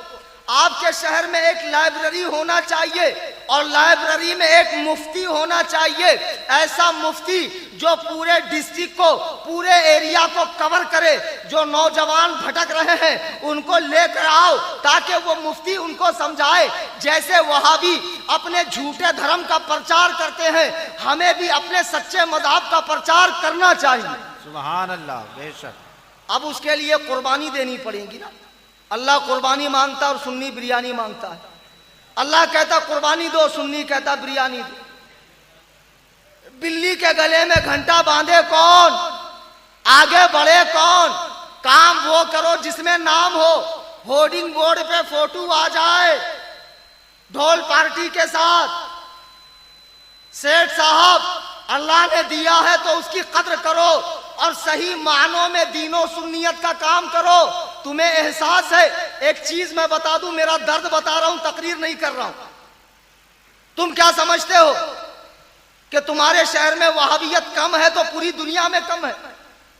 आप गूगल में, जो वर्ल्ड का सबसे बड़ा सर्च इंजन है गूगल, उसमें इस्लाम के हवाले से कोई भी चीज सर्च करो तो सबसे पहली वेबसाइट किसकी आती है मालूम है आपको? वहाबियों की। किसकी? जावेद गामदी की, डॉक्टर जाकिर नाइक की, देवबंदियों की। तुम्हें नहीं लगता कि आज जो जनरेशन इंटरनेट से दीन सीख रही है वहां भी हमारे लोग होना चाहिए, टेक्निकल लाइन से काम करने वाले, हमारी वेबसाइट होना चाहिए, हमारे बड़े बड़े मदरसे होने चाहिए, हमारी ऐसी पावरफुल तंजीम होनी चाहिए जो गांव गांव देहात देहात जाकर लोगों को दीन सिखाए, हमारी लाइब्रेरी होनी चाहिए, हमारे जबरदस्त आलिम हर शहर में होना चाहिए। ये फिक्र पैदा करो। वहां भी बेसिक में काम कर रहे हैं और तुम सिर्फ हवा में उड़ रहे हो। तुम्हें एहसास नहीं है दीन का, सुन्नियत का कितना नुकसान हो रहा है। और आज लोग इंटरनेट से दीन सीख रहे हैं। अब उसकी और एक मिसाल दे दूं, आप गूगल में टाइप करो कुर्बानी कितने दिन, एक जवाब आएगा 4 दिन, एक जवाब आएगा 1 दिन, 3 दिन वाला जवाब आखिरी में आएगा। अब दोनों में हवाला हदीस का। लोग परेशान ये कैसे कि इसमें तो बुखारी का हवाला लिखा है 1 दिन की कुर्बानी के लिए, 1 दिन की कुर्बानी के लिए हवाला बुखारी का। अब आदमी परेशान कि नबी का फरमान ये भी है वो भी है, जाए तो कहां जाए? मेरे बुजुर्गों दोस्तों, समझाने का मतलब यह है कि आज जो नौजवान नस्ल इंटरनेट के जरिए गुमराह हो रही है और डायरेक्ट हदीस कुरान पढ़कर अपना बेड़ा गर्क कर रही है, अगर इन्हें बचाना चाहते हो तो एक अच्छा आलिम रखो, खुद भी दीन पर अमल करो और अपने उलमा से जुड़े रहो इंशाअल्लाह। न्याज फातिहा की मैं मुखालिफत नहीं करता, न्याज फातिहा करो, लेकिन ये चीजें क्या है? मुस्तहब है ना, अच्छी है ना, ज्यादा से ज्यादा सुन्नत होगा इसमें कुछ काम, लेकिन फर्जो वाजिब तो नहीं है। आज हमारी मस्जिदें खाली वहाबियों की मस्जिदें भर रही है। आज आपको एहसास भी नहीं कितने फितने पैदा हो गए। एक ऑस्ट्रेलिया में एक शख्स है जावेद गामदी, आज उसका लेक्चर सुन के, उसके आर्टिकल पढ़ के हजारों नौजवान गुमराह हो। क्योंकि आज की जो जनरेशन है ना, कुछ हमारे उलमा की भी गलती है। ताली एक हाथ से नहीं बजती, ताली एक हाथ से नहीं बजती। जब आलिमों से कहा जाए जाओ निकलो बाहर जाओ दीन सिखाओ, तो फरमाते नहीं हम तो कुआं है, जिसको प्यास लगेगी आकर पिएगा। माशाअल्लाह भाई, ये कुआं बनने का जमाना है नहीं, ये अबर बनने का जमाना। अबर वहां बरसता है जहां पानी की जरूरत है। वहां भी घर पे आके नींद में से उठाकर अल्लाह का दीन खतरे में है मेरे भाई, अल्लाह का दीन खतरे में है, ऐसा दाढ़ी पे हाथ फेरेंगे, सर पे हाथ फेरेंगे, पीठ पे हाथ फेरेंगे, पेट में का पानी नहीं हिलने देंगे। इसको भी कितना अच्छा लगता है कि मोहल्ले में मुझे कोई पूछता नहीं और ये इतनी रिस्पेक्ट दे रहा है। तो धीरे धीरे लोग वहाबियत की तरफ भाग रहे। उनकी बोली मीठी है, उनकी बोली मीठी है, उनका तरीका बहुत अलग है। वो इंसान के माइंड पे अटैक करते हैं और हम लोग हजरत हुजूर बने हुए गद्दे पर बैठे हैं कि कोई आएगा तो सिखाऊंगा, तो कोई नहीं आने वाला, किसी के पास टाइम नहीं है। जी हजरत, थोड़ा आप ही तकलीफ कर लो, जरा हुजरे शरीफ से बाहर निकलो, जरा रंग बिरंगी कपड़े पहनना बंद करो, ये नक्शे सुलेमानी और ये तावीज़ों की किताबों पे जरा कम ध्यान दो, बाहर तशरीफ लाओ, जरा देखो ये उम्मत क्या गम्मत कर रही है, जरा देखो ये नौजवान कैसे भटक रहा है। सुभान अल्लाह सुभान अल्लाह, बेशक हजरत। मेरे भाई लगता है ये इनके मन की बात हो गई। दुरूद पाक पढ़ने अल्लाहुम्मा सल्ली अला सल्ली अला सय्यिदना। सब सब अपनी इस्लाह कर ले और दीनो सुन्नियत का दर्द अपने दिल में पैदा करे। हमें इस मसलके हक का काम करना है, यही मसलके हक है। आपकी कोशिश से एक शख्स भी वहाबी होने से बचा, देवबंदी कादियानी शिया होने से बचा, या एक भी काफिर दाखिले इस्लाम हुआ, इंशाअल्लाह आपकी नजात के लिए काफी है। कोशिश करनी है, काम करना है। आज वहाबियत बहुत बड़े लेवल पे अपना काम कर रही है और वहाबियत इतने आगे बढ़ गई कि खुदा की कसम अब हमें उनके मुकाबले में आने के लिए 50 साल लगेंगे, लेकिन करना तो है, करना है। सेठों को कुर्बानियां देनी है, कौम को कुर्बानी देनी है, उलमा को कुर्बानी देनी है, दीन का काम करने वालों को कुर्बानी देनी है। देखो एक गुमराह जमात जिसका वजूद ही अंग्रेज के दौर में हुआ, आज दुनिया की 186 कंट्रीज में ये काम कर रही है। कौन? तबलीगी जमात। आपको पता नहीं, जब हिंदुस्तान में अंग्रेज आया तो इस चमड़ी के गोरे और दिल के काले ने देखा कि हिंदुस्तान में मुसलमान और हिंदू बड़े प्यार से रहते हैं, तो अंग्रेज बड़ा होशियार था। देखो बाहर बारिश हो रही है, अगर मैं बयान खत्म कर दूंगा तो आप लोग जाकर भीगेंगे ना, इसलिए इजाजत दीजिए कि मैं कुछ देर और बोलूं। माशाअल्लाह, यकीन जानिए कि मैं आपकी बिना इजाजत के भी बोलने वाला था। अजीजाने गिरामी वकार, इंडिया में जब अंग्रेज आया तो उसने डिवाइड एंड रूल की पॉलिसी अपनाई, तोड़ो और हुकूमत करो। तो अंग्रेज बड़ा होशियार, उसने हिंदू मुस्लिम को लड़वाया। आज जैसे हिंदू मुसलमानों को लड़ाया जा रहा, लड़ने की कोई बात नहीं, वो उनके धर्म पे, हम हमारे धर्म पे, किसी को किसी के धर्म से खतरा नहीं। लेकिन नेताओं के पेट में जो दर्द होता है, बिना लड़ाए वो शांत नहीं होते। हिंदुस्तान में जितने दंगे हुए, किसी भी दंगे में कोई नेता मरा क्या? नहीं, नेता नहीं मरते, नेता बहुत होशियार होते, वो सिर्फ लड़वाते हैं।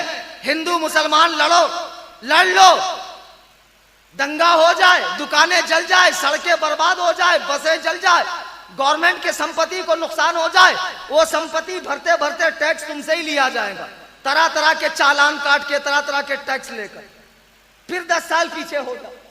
आज दुनिया इतनी तरक्की कर गई, लेकिन हिंदुस्तान की सड़कें देख लो। तो उसकी बुनियादी वजह यह है, हिंदू मुस्लिम की लड़ाई नहीं लड़ना, किसी नेता की बात में नहीं आना। वो अपने धर्म पे, हम अपने धर्म पे खुश, हमको उनके धर्म पे कोई टिप्पणी नहीं करना है, वो हमारे धर्म पे कोई टिप्पणी ना करे, और इस तरीके से मामला चलता रहे। लेकिन अंग्रेज ने हिंदू मुस्लिम को लड़ाया। अब अंग्रेज ने देखा कि मुसलमान तमाम के तमाम हिंदुस्तान में 2 ही फिरकों में है। अंग्रेज के दौर में मुसलमान सिर्फ 2 फिरकों में थे, एक फिरका था सुन्नी और दूसरा कौन सा था? वेरी गुड आंसर, शिया। शिया बहुत जमाने से, मुगलों के जमाने से हिंदुस्तान में थे। अब जो सुन्नी है वो बड़ी तादाद में है, शिया चेचक के दाग की तरह, थोड़े लखनऊ में, थोड़े बंबई में, तो थोड़े बेंगलोर में, पूरे इंडिया में नहीं थे। अब सुन्नी जो थे वो 4 इमामों के मानने वाले थे, लेकिन इंडिया में 2 इमाम के, इमाम शाफी, इमाम अबू हनीफा, इमाम आजम अबू हनीफा, और इमाम आजम के मानने वाले ज्यादा। अंग्रेज ने देखा कि मुसलमानों का दिली ताल्लुक अपने नबी से बहुत गहरा है। जब भी नबी की बात आती है मुसलमान जज्बाती हो जाता है, और उस जमाने में नबी के वास्ते दे देकर हजरत शाह अब्दुल अजीज मुहद्दिस दहलवी, अल्लामा फजले हक खैराबादी, अल्लामा फजले रसूल बदायूनी, मौलाना रजा अली खान, मौलाना नकी अली खान, इन बुजुर्गों ने हिंदुस्तान के मुसलमानों में जिहाद का जज्बा पैदा किया कि अंग्रेजों से लड़ो। मुसलमान अंग्रेजों की चौकियों पे हमला करते, अंग्रेज ने कहा इन्हें तोड़ा कैसे जाए। अंग्रेज ने दिमाग लगाया कि मुसलमान जब टुकड़ियों में बढ़ जाएंगे, जब गिरोहों में बढ़ जाएंगे, तो मुसलमानों की आस्करी ताकत कमजोर हो जाएगी, लश्करी ताकत कमजोर हो जाएगी। जब तक मुसलमानों के एक हाथ में कुरान और एक में तलवार होगी, हम मुसलमानों से जीत नहीं सकते हैं। मुसलमानों से कुरान नहीं छीनना है, तलवार छीन कर तस्बीह देना है। जाओ जमातों में तस्बीह पढ़ते रहो, पेपर मत पढ़ना, न्यूज मत पढ़ना, दुनिया की खबर मत रखना, जो पढ़ना फजूल अमाल पढ़ना। अंग्रेज ने बड़ा दिमाग लगाया। फिर अंग्रेज ने सोचा, यार अगर मैं मुसलमानों के सामने जाकर कहूं क्या है मुसलमानों, तुम्हारा नबी मर के मिट्टी में मिल गया, मुसलमान खून का आखिरी कतरा बहा देगा लेकिन मुझे जिंदा नहीं छोड़ेंगे। अगर मैं कहूं है मुसलमानों, तुम्हारे नबी जैसा इल्म बच्चों, पागलों, जानवरों, चरिंदों, दरिंदों, गुजिंदों को है, मुसलमान नहीं माने। अगर मैं कहूं कि शैतान का इल्म नबी के इल्म से ज्यादा है, नबी का मर्तबा चौड़ा चमार से बदतर है, तो मुसलमान नहीं मानेगा। अंग्रेज ने दिमाग लगाया, ऐसा क्या करूं कि बात मेरी हो, तालीम मेरी हो, फिक्र मेरी हो, सोच मेरी हो, मनहज मेरा हो, लेकिन बोलने वाला हकीमुल उम्मत हो, बोलने वाला शेखुल इस्लाम हो, बोलने वाला अशरफ अली थानवी हो, बोलने वाला रशीद गंगोही हो, बोलने वाला कासिम नानोतवी हो, बोलने वाला खलील अम्बेडवी हो। तो अंग्रेज ने चंद मौलवियों को खरीदा। आवाज आ रही ना पीछे? दोनों हाथ उठाकर कहो या हुसैन। आज मुझसे कहा गया थोड़ा कम बोलना। क्यों कम बोलना? नजराना उनसे लेकर दे रहे हो मुझे। ये नौजवानों को कैसे समझेगा झगड़ा क्या है? लोग क्या समझते? हम न्यास करते वो नहीं करते, हम फातिहा पढ़ते वो नहीं पढ़ते, हम सलाम पढ़ते वो नहीं पढ़ते, हम मजार पे जाते वो नहीं जाते। इतनी सी तो बात है। इतनी सी बात नहीं है बेटा, बहुत बड़ी बात है। कोई पूरी जिंदगी फातिहा ना पढ़े, कोई पूरी जिंदगी सलाम ना पढ़े, पूरी जिंदगी मजार पे ना जाए, तब भी वो मुसलमान सुन्नी रह सकता है। लेकिन अगर एक मर्तबा बारगाहे रिसालत में अदनासी गुस्ताखी कर ली तो उसका इस्लाम से रिश्ता खत्म। इख्तलाफ समझो ना। अंग्रेज ने चंद मौलवियों को खरीदा। खरीदने के बाद उनसे किताबें लिखवाई। पहली किताब तहजीरुन नास, जिसमें 3 जगह अंग्रेज हुजूर के आखिरी नबी होने का इनकार किया गया। 1856 में सहारनपुर में दारुल उलूम देवबंद बना। जरा दिमाग लगाओ कि 1856 में हिंदुस्तान में कौन सी हुकूमत थी? मुगल अंपायर था, सल्जूकी इख्तिदार था, तातारी इख्तिदार था, गजनवी इख्तिदार था, गौरी इख्तिदार था। कौन सी मुसलमान हुकूमत थी? 1856 में अंग्रेजों की हुकूमत थी। अजीब बात है, इतना बड़ा मदरसा अंग्रेजी हुकूमत में बनता है। कुछ तो है जिसकी पर्दादारी है। वो तो अच्छा हुआ कि जमात के एक आदमी ने पोल खोल दिया कि हमारे हजरत को 600 माहवारी आता है। कैसे आता? माहवारी। हमारे यहाँ औरतों को आता, इनके यहाँ मर्दों को आता। अब जरा सोचो, जिनको उर्दू लिखना नहीं आती वो लोग कहते हमने नबी को उर्दू पढ़ाया। कितने बड़े घामड़ हैं ये लोग। हाँ, इनकी किताब में लिखा हुआ। किताबें लिखी गई, मार्केट में आई, मुसलमान पढ़ के परेशान। आखिर ये भी तो एक आलिम ने लिखा है। इतने बड़े आलिम ने, जिसने इतना बड़ा मदरसा बनाया, कंट्रोवर्सी पैदा हो गई, मुसलमानों में कंट्रोवर्सी पैदा हो गई। अब ये किताबें मार्केट में आई तो फिर अंग्रेजों ने सोचा कि देवबंद भी बन गया, किताबें भी लिख गई, लेकिन लोगों तक पहुंचेगा कैसे? फिर बड़ा दिमाग लगाया। तो ऐसी एक जमात हो जो इख्तिलाफ की बात ना करे, झगड़े की बात ना करे, कोई चीज को छेड़े नहीं, बस नमाज के नाम पे, कलमे के नाम पर धीरे धीरे प्यार से लोगों को करीब करे। तब मेवात से इलियास कांदलवी ने उलमाए देवबंद के मिशन को पब्लिक में लाने के लिए तबलीगी जमात का आगाज किया और दिल्ली में हजरत निजामुद्दीन के सामने बंगला वाली मस्जिद को मरकज करार दिया गया। और सुन लो बालाघाट के देवबंदियों, मैं कल दोपहर तक बालाघाट में हूं।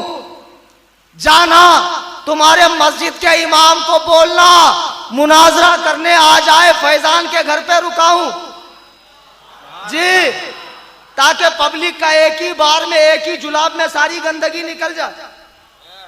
जो लोग समझते हैं ये भी दाढ़ी वाले, वो भी दाढ़ी वाले, ये भी नमाज वाले, वो भी नमाज वाले, तो हम क्यों किसी को बुरा बोले? क्या पता कौन हक पर है, तो आवाम भी देखना चाहेंगी कोई कौन हक पर है। लाओ तुम्हारे इमाम को, मैं मुनाजरा करने के लिए तैयार हूं। मैं साबित करता हूं अकाबिर उलमाए देवबंद अपनी इबारात की रोशनी में बदतरीन काफिर व मुर्तद। बेशक बेशक बेशक। क्या बात है, इस पे सुभान अल्लाह बड़ा हल्का निकला। और जब बात कही थी मैंने कि प्यार से लाओ, तो उस दिन तो बहुत माशाअल्लाह माशाअल्लाह, अल्लाह मजीद फजीद। ये हवाई किले तामीर नहीं कर रहा हूं मैं, कलीम हनफी रजवी फ्रॉम मुंबई। अगर मेरे जाने के बाद बासी कड़ी में उबाल आए तो फैजान से कांटेक्ट कर लेना, सैयद जफर से कांटेक्ट कर लेना, ये लोग मुझे बता देंगे। अल्हम्दुलिल्लाह, मोस्ट वेलकम फॉर ठुकाई। अल्हम्दुलिल्लाह, अल्लाहु अकबर, सुभान अल्लाह। आज ये भोली भाली उम्मत परेशान है, जाएं तो किधर जाएं? दोनों हदीस कुरान वाले आखिर जाएं तो किधर जाएं? सुनो, अंग्रेजों ने जब ये फितना पैदा किया तो इस फितने, वहाबी फितने का जो मेन शख्स है वो इस्माइल दहलवी। वहाबियत की तारीख बता रहा हूं। इस्माइल दहलवी ने इस फितने की बुनियाद रखी वहाबियत की। फिर वहाबियत में दो ग्रुप हो गए, एक तकलीदी वहाबी, एक गैर मुकल्लिद वहाबी। तकलीदी वहाबी देवबंदी जो चार में से एक इमाम की तकलीद हमारे आप की तरह करते, और एक हुए जो किसी इमाम की तकलीद नहीं करते। अकाईद दोनों के एक हैं, सिर्फ मसाइल का इख्तलाफ है। अब जब तबलीग जमात निकली तो धीरे धीरे तबलीग जमात गांव देहात खेड़े में जाकर अब लोग कहते हैं भाई तुम सलाम नहीं पढ़ते। हाँ, हम नहीं पढ़ते, आप पढ़ते हैं, पढ़िए, लेकिन हमारे साथ चलिए। कितने प्यार से, मोहब्बत से असर के बाद निकलेंगे 4-5 लोग। अब जब निकले तो इसमें अमीर साहब, 2-4 साथी, हाथ में 4 उंगल की तस्बीह, हाथ पीछे बंधा हुआ है, खुदा जाने उंगली तस्बीह पे चलती है कि कहां चलती है। चल, पान पट्टी पे एक साहब बैठे, सलाम वालेकुम सलाम वालेकुम सलाम वालेकुम सलाम, वस्सम वस्सम ब्रो।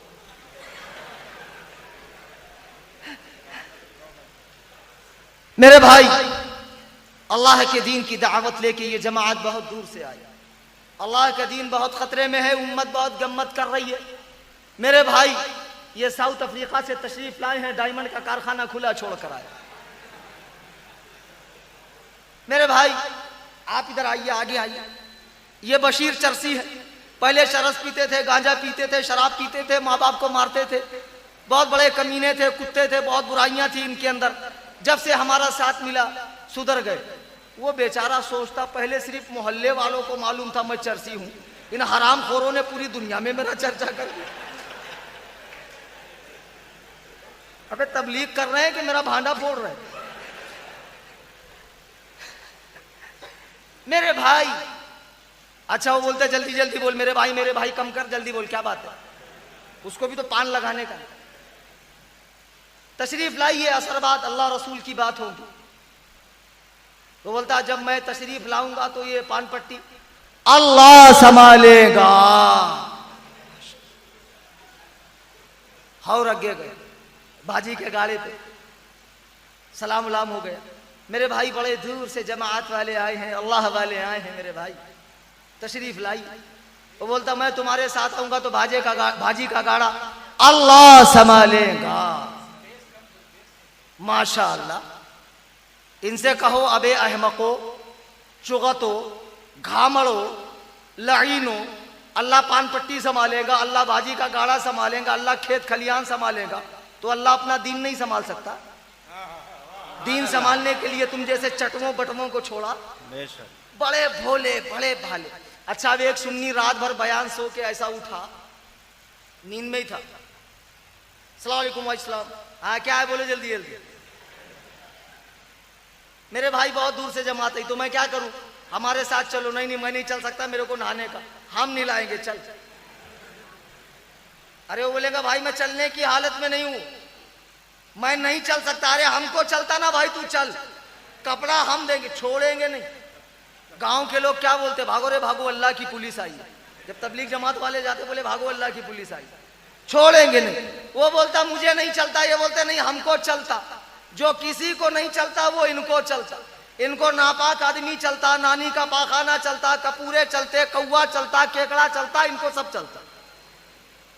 पकड़ के लाएंगे, लाने के बाद झूठे सच्चे वाकयात। अब बेचारा ये सुन के जमात में जाता है 3 दिन के लिए। अच्छा, एक बड़ी खास बात है इनमें मालूम है, बुराई किसी की नहीं करेंगे, बिल्कुल नहीं करेंगे। मैं बोल रहा हूं नहीं करेंगे। क्यों नहीं करते?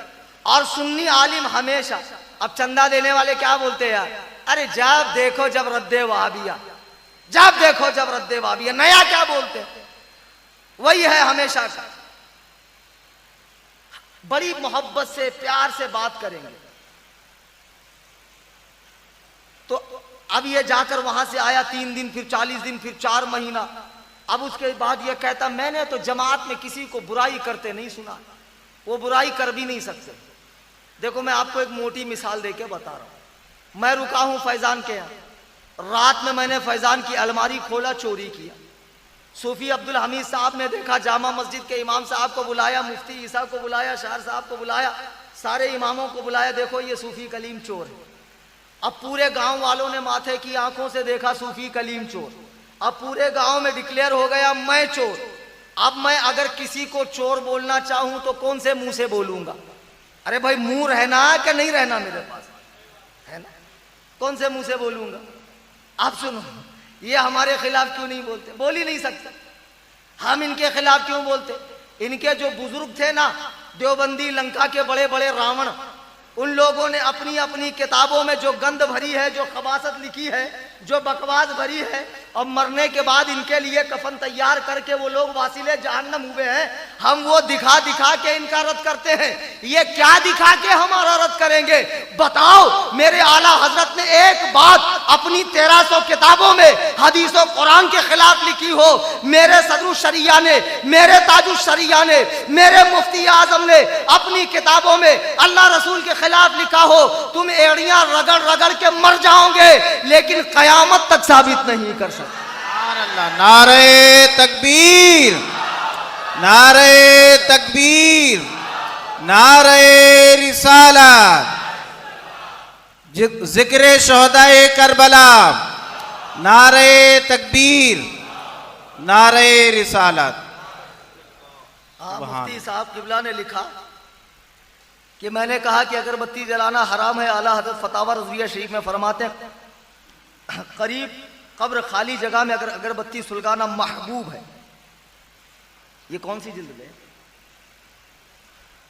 नहीं पढ़ा है आपने? कौन सी जिल्द में? जिल्द जहन में है आपके? इबारत यही है? नहीं, मैं इसलिए पूछ रहा हूं। मैंने असल में कब्र पर कहा है, और करीब कब्र से दूर अगर कोई लगाता है तो इसमें हर्ज नहीं, लोबान वगैरह हो, खुशबू की कोई भी चीज़ हो। लेकिन हजरत ने फरमाया कि करीब कब्र, यानी कब्र पर नहीं, कब्र के आसपास। तो आला हजरत सरकार फरमाते महबूब है। अब ये महबूब का लफ्ज़ तो मैंने सरकार आला हजरत की इबारत में नहीं पढ़ा है कहीं पर। खैर ये मुफ्ती साहब मुझे दिखा देंगे। इसकी इजाज़त हो सकती है कि कब्र से फासले पर अगर कोई लगाए खुशबू के लिए तो इसकी इजाज़त हो सकती है, कब्र पर इजाज़त नहीं है। मैंने कब्र क्या हो, दूसरा मुफ्ती साहब ने लिखा। हाँ, एक बहुत अच्छी बात लिखी हजरत ने। ये जो वलमा यहाँ 5 दिन आकर बैठे हैं, आपको क्या लगता है मेरी तकरीर सुनने आए? इनको नहीं पता? इनको सब पता।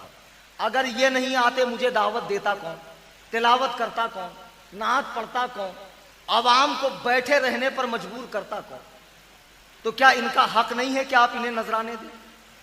कमेटी वालों से मैं गुजारिश करूंगा कि इस जलसे का भी आइंदा जो भी जलसे हो, आपको वलमा को नजराने पेश करना चाहिए।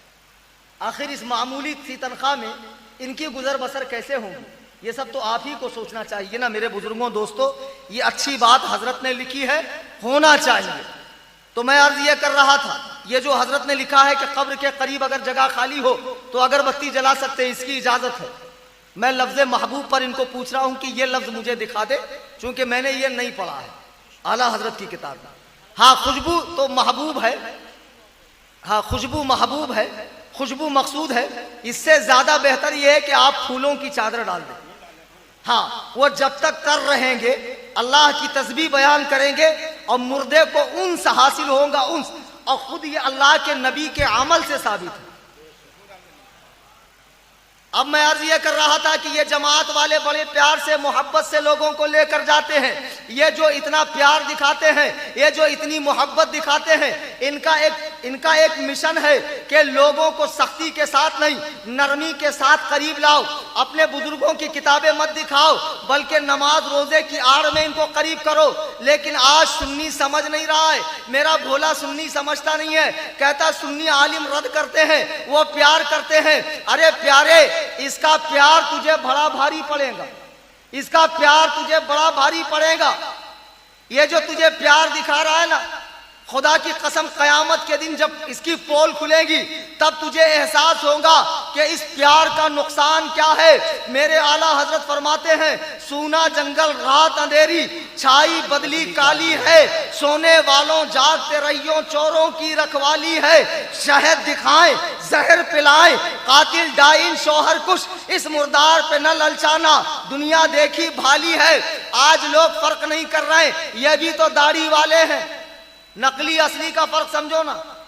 यहां कोई बूढ़ा है तो उसको पूछो कि बचपन में जब आप छोटे थे घी कितने टाइप का आता था? बोलेंगे एक ही टाइप का आता था, देसी घी। ये जो डालडा है, डालडा, ये अभी भी 20-25 साल में आया। अच्छा, किसी और बूढ़े से पूछो कि आपके बचपन में मुर्गी कितने टाइप की थी? बोलेंगे एक ही टाइप की थी, देसी मुर्गी, जो 20 दिन तक गोल गोल के बच्चे निकालती थी। और आप जो इधर से कच्चा, इधर से बच्चा, इधर से कच्चा, इधर से बच्चा, फटाफट रिजल्ट। ऐसे 40 दिन गया। पहले तो क्या करता था, पान लगाता था। पहले क्या करता था, दारू पी के गटर में सोया रहता था, कुत्ता आके छोड़ता तो कहता साकिया और पिला और पिला और पिला। अब 40 दिन के बाद मुफ्ती बनकर आया, बगल में शिरको कुफ्र की तौबा, शर्रिक शर्रिक शर्रिक शर्रिक शर्रिक शर्रिक। अरे बाप रे, 40 दिन में मुफ्ती बन जाते हैं। बड़ी बाकमाल जमात है यार, 40 दिन में मुफ्ती बना देती है माशाअल्लाह। हम लोग तो यहाँ 18-18 साल पर की भी मसला नहीं बयान करते। अच्छा, किसी और बूढ़े से पूछो तुम्हारे बचपन में गाय कितने टाइप की थी? बोलेंगे एक ही टाइप की थी, देसी गाय। ये जो 20-20 लीटर दूध देने वाली जर्सी गाय है ना, ये अभी अभी आई है, ये कमबख्त अंग्रेजों ने निकाला। तो मेरे दोस्तों, जैसे अंग्रेज ने घी में डुप्लीकेट निकाला, मुर्गी में डुप्लीकेट निकाला, गाय में डुप्लीकेट निकाला, ऐसे ही मुल्ला में भी डुप्लीकेट मुल्ला निकाला।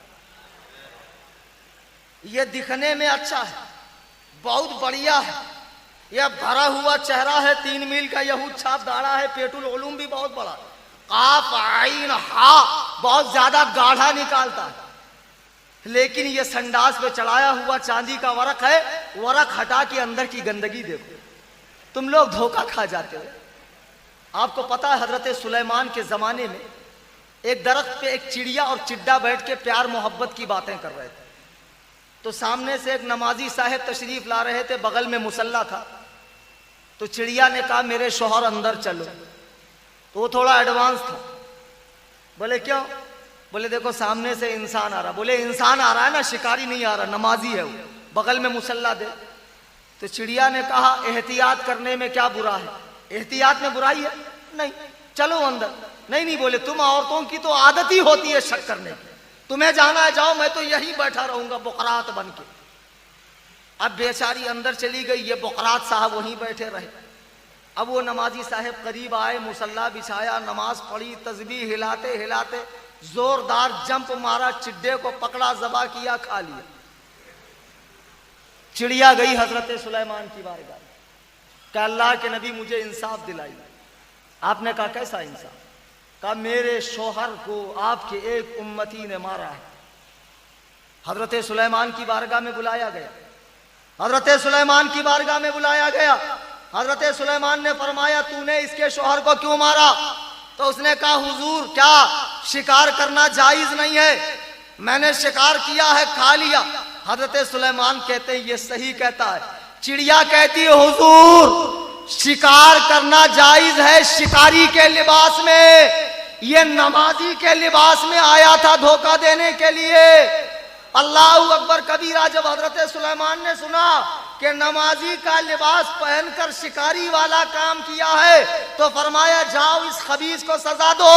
आज ऐसे ही ईमान के डाकू नमाजी के लिबास में आए हैं। मेरे आका ने फरमाया था कयामत के करीब हत्ता इदा लम युबक़ि आलिमन, जब आलिम नहीं बचेंगे, इत्तखज़न नास रुऊसन जुहाल फसुइलू फअफ्तौ बिगैरि इल्म, जाहिल लोग बड़े बड़े जुब्बे और पगड़ियां और दाढ़ियां रखकर और तस्बीह ले लेकर आएंगे, नमाजों कलमे के नाम पर गुमराह करेंगे। ऐ सुन्नी मुसलमान होशियार हो जा, होशियार हो जा, यह दौर बहुत पुरफितन है। इन तमाम फितनों से खुद भी बचो और अपनी नस्लों को भी बचाओ और अपने मुसलमान भाइयों को भी बचाने का इंतजाम करो। अच्छा, आप चंद बातें, तकरीर तो माशाअल्लाह हो गई। आप चाहते हैं हमेशा मुझसे अपडेट रहना, मुझसे जुड़े रहना चाहते हैं। जो आपके बेसिक मसाइल है, नमाज, तहारत, वजू, गुस्ल, पाकी, नापाकी, ये सारे मसाइल आपको डेली मिलते रहेंगे, बशर्ते कि आप हमारा यूट्यूब चैनल सुन्नी जमीअतुल अहनाफ, ये आप अपने मोबाइल में इसको सब्सक्राइब करें, यूट्यूब के ऊपर है। हाँ, मैं जो पढ़ रहा था आला हजरत का रिसाला अल बरीकुल मिनार बिशुमूइल मज़ार, सफ़ा नंबर 9 पे आला हजरत फरमाते हैं कि शेख अब्दुल गनी नाबुलसी अपनी किताब में लिखते हैं कि कब्रों की तरफ आग लेकर जाना बिदअत और माल को ज़ाय करना है, बिदअत। और आगे आला हजरत ने अगरबत्ती के बारे में फरमाया। आला हजरत फरमाते हैं कब्र पर लोबान वगैरह जलाने के मुताल्लिक दरियाफ्त किया गया तो फरमाया ऊद, लोबान वगैरह कोई चीज नफ्से कब्र पर रखकर जलाने से बचना चाहिए। कब्र पर अगरचे किसी बर्तन में हो और कब्र के करीब सुलगाना, कब्र के करीब, बल्कि यूं कि सिर्फ कब्र के लिए जलाकर चला आए तो जाहिर है मना, इसराफ, और इसराफ हराम, और इज़ाअते माल यानी माल को बर्बाद करना, मय्यत स्वालेह इस अर्जे के सबब जो उस कब्र में जन्नत से खोला जाता है और बहिश्ती नसीमें बहिश्ती फूलों की खुशबुएं लाती है, दुनिया की अगरबत्ती और लोबान से बहुत ज्यादा है। अस्सनीयतुल अनीक, ये किताब का नाम यहाँ बराबर से दुरुस्त नहीं है, यह आला हजरत का रिसाला। आप फरमाते हैं कि जो खुशबुएं तुम लगाते हो इससे बहुत ज्यादा खुशबुएं जन्नत की साहिब कब्र को अल्लाह अता फरमाता है, इससे बहुत, यानी कब्र पर न लगाए, आस पास में। मुफ्ती साहब ने कहा जो ठीक है। मेरे बुजुर्गों, दोस्तों, आप यूट्यूब चैनल को सब्सक्राइब करें। और दूसरी बात, आपके शहर में तंजीम जमात रज़ाए मुस्तफ़ा काम कर रही है। ये तंजीम बालाघाट वालों ने नहीं बनाई है और बंबई वालों ने नहीं बनाई, इसे खुद सरकार आला हजरत ने अपने साले वफात में 1921 में बनाया जी।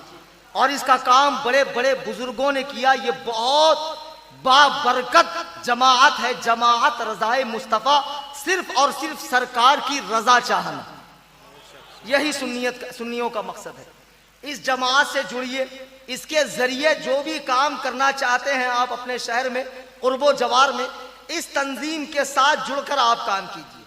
बाकी जो लोग सुन्नियत के नाम पर, काम के नाम पर टीवी, वीडियो, फोटोग्राफी, हराम काम करते हैं, ऐसे लोगों से बचिए। जब ताजुश शरिया ने फरमा दिया बचने का हुक्म है, हमें आपको बचना है। मेरे बुजुर्गों, दोस्तों, इसी तरह मेरी तंजीम सुन्नी जमीयतुल अहनाफ बॉम्बे में मैंने कायम की है, 5 साल हो गए। हमारी तंजीम देहात में इमामत करने वाले इमामों को तनख्वाह देती है और मंथली 50 गरीबों को, बेवाओं को राशन दिया जाता। अल्हम्दुलिल्लाह हमारे इलाके में कुरला में वहाबी घर घर राशन पहुंचाकर लोगों को वहाबी बना रहे थे। इसको देखते हुए तकरीबन साल भर के अरसे से अल्हम्दुलिल्लाह हमने 10 लोगों से शुरू किया, अब 50 तक हम पहुंचे। एक शख्स के घर में 1200 रुपए का राशन जाता है और मंथली हर महीना जाता है। और इंशाअल्लाह अगले महीने से ये क्वांटिटी बढ़ा के हम 100 करने वाले। आप ऐसी तंजीमों का ताउन कीजिए। हमारे पास कितने हाजतमंद आते हैं। एक सैयदजादी ने मेरे पास गुहार लगाई कि जिनको बंबई में रहना मुश्किल हो गया, शोहर को छोड़ दिया, वहाबी था, 4 बच्चियां हैं। बाकायदा मैसेज भेजकर जब वो रोने लगी तो मुझे भी तकलीफ महसूस हुई कि आज रसूलुल्लाह की औलाद हम लोगों से जो है इमदाद तलब कर रही है, और हम लोग कैसे हैं कि जो आले नबी की इमदाद नहीं कर सकते हैं। मेरे बुजुर्गों, दोस्तों, आप अपने शहर के गरीबों का ध्यान रखिए, अपने रिश्तेदारों का ध्यान रखिए, और जो सादाते किराम है उनको भी नजराने और हदाये पेश किया कीजिए। और आखिरी बात ये कि जैसे कि रोजाना मुसाफा मैं नहीं कर पा रहा था, आज तकरीर के बाद सलातो सलाम के बाद मैं यहाँ बैठूंगा, आप हजरात से गुजारिश करूंगा मुसाफा करें, तशरीफ ले जाएं। अल्लाह के नबी अलैहिस्सलाम फरमाते मन साफहा आलिमन साफहानी, जिसने आलिम से मुसाफा किया उसने मुझसे मुसाफा किया। ये सारी फजीलतें ढोंगी पीरों के लिए और चरसी बाबाओं के लिए और मज़ारों पर धमाल डालने वाले और बिदअत और खुराफात करने वालों के लिए नहीं है, आलिम के लिए। अल्लाह के नबी फरमाते हैं कि एक आलिम का रात भर सोना और जाहिल का रात भर जागना, इबादत करना, उससे बेहतर आलिम का सोना है। एक मसला पूछा गया है कि सैयद की लड़कियां मांगने में एतराज करते हैं, और नीचे क्या लिखा हुआ, दुआ तावीज करने वाले इमाम के पीछे नमाज। भाई सब मिलाकर, कुल मिलाकर दुआ तावीज वालों के पीछे बहुत पड़े हो। देखिए, फिक़्ह हनफी में लड़के के लिए कुफू जरूरी नहीं है, लड़की के लिए कुफू जरूरी है। सादात के घर में शादी कर सकते हैं, शरआन कोई मना नहीं। एक मुसलमान दूसरे मुसलमान से शादी कर सकता है, लेकिन अगर कोई इसलिए ना करे कि ये ऊंचे खानदान के लोग हैं, इनका एहतराम, इनका अदब हम नहीं कर पाएंगे, तो ये भी दुरुस्त है, इसमें भी मना नहीं है। अब ये मसला कैसे हैंडल करना आप समझ लो, मैंने मसला बताया। अब दुआ तावीज करने वाले इमाम के पीछे नमाज तो होती है भाई, नहीं होने की चंद सूरतें हो सकती। एक सूरत यह कि वो सिफली इल्म करता हो। अगर सिफली इल्म करता हो तो फासिक है, फासिक को इमाम बनाना हराम, बिल्कुल उसे इमाम नहीं बना सकते। या शिरकिया कुफरिया मंत्र पढ़ता हो, या लोगों को ऐसे मंत्र जंतर देता हो, तो उसके पीछे नमाज पढ़ना हराम। या बेपर्दा औरतों से मिलता हो, ऐसे भी इमाम साहिब हैं। तो जो ऐसे लोग हों उनकी इक्तदा में नमाज नहीं पढ़ी जाएगी, लेकिन जो औरतों से बेपर्दा न मिलता हो और दुआ तावीज बुजुर्गों के सिखाए हुए तरीके पर करता हो, उसकी दुआ तावीज भी करना जायज है और उसका हदिया मांग कर लेना भी जायज है। अलबत्ता झूठ बोल कर ना ले कि जाफरान के लिए लगता है। और कुछ बाबा लोग ऐसा ऐसा नाम बता देते हैं। भुसावल में एक हाफिज साहब है, भुसावल में एक हाफिज साहब, उनको जब पैसा निकालना रहता है तो उन्होंने क्या किया, अजमेर शरीफ से एक तस्वीर लेकर आए। अब वो टूट गई तो उसके दोनों दानों को उन्होंने 2-2 हजार रुपए में बेच दिए। और एक साहब आए तावीज लेने के लिए, तो उनको बोले आपको मैं एक शरबत बना के दूंगा, वो शरबत पियोगे अच्छे हो जाओगे, शरबत आएगा 2000 का। बोले हजरत आप बोल दो मैं लेकर आऊंगा। बोले नहीं, वो शरबत अब्दुल जब्बार है, सिर्फ मिस्र में मिलता है। बाबा लोग भी कम शाने नहीं है, ऐसा ऐसा नाम बता देंगे, कुछ भी बता देंगे। झूठ बोल कर ना ले, अपनी मेहनत का पैसा जो वक्त वो सर्फ कर रहा है ले सकता है। ये सारी बातें और भी बहुत सारी बातें रह गई हैं, इंशाअल्लाह साले आइंदा आप लोगों ने याद फरमाया। वैसे तो उम्मीद कम है याद फरमाने की, और मुझे भी कोई ख्वाहिश नहीं है दोबारा आने की।